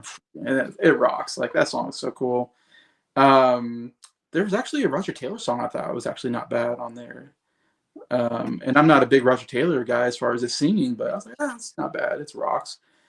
Overall, yeah, really rocking album. Really, actually quite good. I ranked it kind of low before, but I'll rank it a little bit higher this time around. Because I'm kind of liking. I didn't like the first album either, and then last time we listened to it, I actually liked it, and I was like, I don't know why I didn't like it before, but I was like, I'm actually kind of getting into some of these earlier ones I didn't like before. Anyway, so Sugar Heart Attack. I mean, obviously you can recommend a lot of them, but that's the album I'm recommending for Queen. It's Sugar Heart Attack for this video, anyway. So, yeah. So yeah, Queen. Obviously in the Rock and Roll Hall of Fame. I didn't write down when they went in, but they went. I think it's 2001. I think 2001. Yeah, it's obviously they went at some point. Yeah, like you mentioned, Live Aid is a big moment for them. Their live stuff is so good too. Freddie Mercury, yeah, those outfits are crazy that he wears on some of those. Anyways, but yeah, really been would have been a nice. If I was around at that time, that would have been a nice live band to watch. I'm sure. Yeah. Would have been fun to see them. You can see them on Disney Plus. They have the Rock in Montreal. Montreal. That's it. They have them. It's a really good concert footage of Montreal. One of my favorite. What's it called? Someone to Love is one of my favorite moments to watch. Yeah. Mercury's so good on that at the piano, and then he gets up, and then he gets back to piano. It's so good. Anyways, a lot you can say about them, but yeah, definitely have to mention them. One of the great rock bands of all time. But as I said, David Bowie definitely the one I think mostly to listen to for glam rock. And I like Mott the Hoople so far, so I need to listen more of them. And Lou Reed I haven't listened to too much either, but yeah. So that's our break. And I guess I'll throw before we go. I do want to throw in, because we didn't mention them, but I definitely want to throw in a couple other glam rock who are proven prominent, because especially more on the American side, because we only showed Lou Reed. That was like the only American we had for glam rock. But real quick, I also want to throw a shout out to, for one, Alice Cooper, who is also kind of lumped into that. Yes, because he's also known for his makeup and stage shows. Yeah. So I just want to highlight them. Of course, even though most days he's kind of lumped into like shock rock or hard rock. That's why I didn't mention him, because they say he's shock rock, so I didn't know if I should mention him in glam rock or not. But yeah. Yeah, but in terms of aesthetic, of course, he's pretty. You can pretty say. I mean, kind of it's hard to see, but he's right there. But of course, he has the eye makeup all around him, and of course, again, blood. He like fake blood and fake decapitations and stuff like that. Say, did he? I remember somebody doing a fake decapitation. Was that Alice Cooper? I mean, Alice did that quite a bit. That's what I thought. I remember that now. That's crazy. Fake decapitation. What do you call it? Like the guillotine. Guillotine. Yeah, guillotine. I'm like, what the heck? Yeah, that's crazy. Yeah. So again, just want to throw Alice Cooper in there too. But the one, probably another big figure in the American glam rock, Kiss. Yeah, Kiss is another one. Yeah, I mean, you can definitely talk about them too. Of course, they are known for probably the most famous example of having makeup on. I mean, the iconic looks on all four members. Yeah, the makeup is what makes them. Yeah. Yeah. I mean, Alice Cooper, Kiss, I like both. I mean, Kiss is kind of one of those bands that is either you love or hate sort of thing, because there's people who really love Kiss and people who really hate Kiss. There's no in between. My parents hate Kiss so much. I mean, I could not listen to Kiss in my house. Yeah. They thought they were satanic. I mean, my dad would be like, they're satanic. And I'm like, I don't know if they're satanic, but they definitely... No, they're not really. Well, Gene Simmons get blood on his face. I mean, Gene I can get, because he's supposed to be the demon character, but I mean, but you have a cat there. You do. Um, but yeah, Kiss, another pretty famous one. Again, they're Yeah, known for their. I mean, they have the makeup, but of course, their live shows are also yeah, pretty highly acclaimed with yeah. the pyrotechnics and the again the blood and the platform shoes and the Platform. very big costumes. Um, but in terms of more American glam rock, like those two, I think are definitely worth a mention. Yeah, thanks for mentioning them. I was going to say those are two I was thinking too that should probably be mentioned, but I didn't get around to them just because they're like in the shock rock belt. I don't know. So they're kind of glam rock, kind of shock rock. I don't know, Mhm. but obviously the stage stuff and the paint, face paint, definitely kind Mhm. of goes along with the glam rock. What we're talking about. Mhm. uh, yeah, so that's kind of a breakdown of. Oh, there's also other stuff I heard like. Uh, I think I heard Wizard and Slade, and there's a bunch of. Slade, yeah. I didn't even. Sweets, another one. That was another one. I didn't get into them because they seem more obscure, but there's a bunch of other ones you can probably talk about in Yeah. in the glam rock. Anyways, but yeah. Anyway, so that was yeah our takedown on prog rock and glam rock of the early '70s period, kind of. So again, we're kind of going in somewhat chronological order. So next time we're going to get hit probably more stuff in the later '70s, some genres that start in that area, kind of go around there, anyways. But besides that, thank you so much, Bryer, for joining me on these 3 hours. Gosh, I didn't realize it's going to be this long, but there's a lot to say on prog rock, especially, I guess. Mm. A lot of interesting stuff. Hopefully, this is I'm hoping this is somewhat educational, somewhat entertaining conversation. Hopefully, is what I'm hoping for. And so, thank you for Zeb and Scott and Mike in the comments section, and Ryan. Really appreciate you guys, especially Zeb. You really a lot of good stuff there. A lot very knowledgeable about prog rock. But besides that, definitely check out Breyer's channel, Breyer's Music Showcase. He just put out a video about Bandcamp, I think it was, or Yep. something today, which I'd never heard of, but um, I guess it was a site that you can get CDs on or something. Anyway, so expect more stuff from Bryer probably coming up. Got a Next CD haul coming soon. CD Hall, yeah, CD Hall, yeah, yeah. We're getting the end of May, I guess. So have CD Hall, and yeah, and we'll do this again in another month or so, whenever we can get time to do it, I guess. And uh, besides that, thank you so much for watching this, and tell us your favorite, I guess, prog rock and glam rock bands and albums. I told you my recommendations for each group, so I'll probably put that in my somewhere so people can see it. Anyways, I forgot if I did throughout the video, but I'm sure people can. I'm sure I implied that enough. yeah. So long.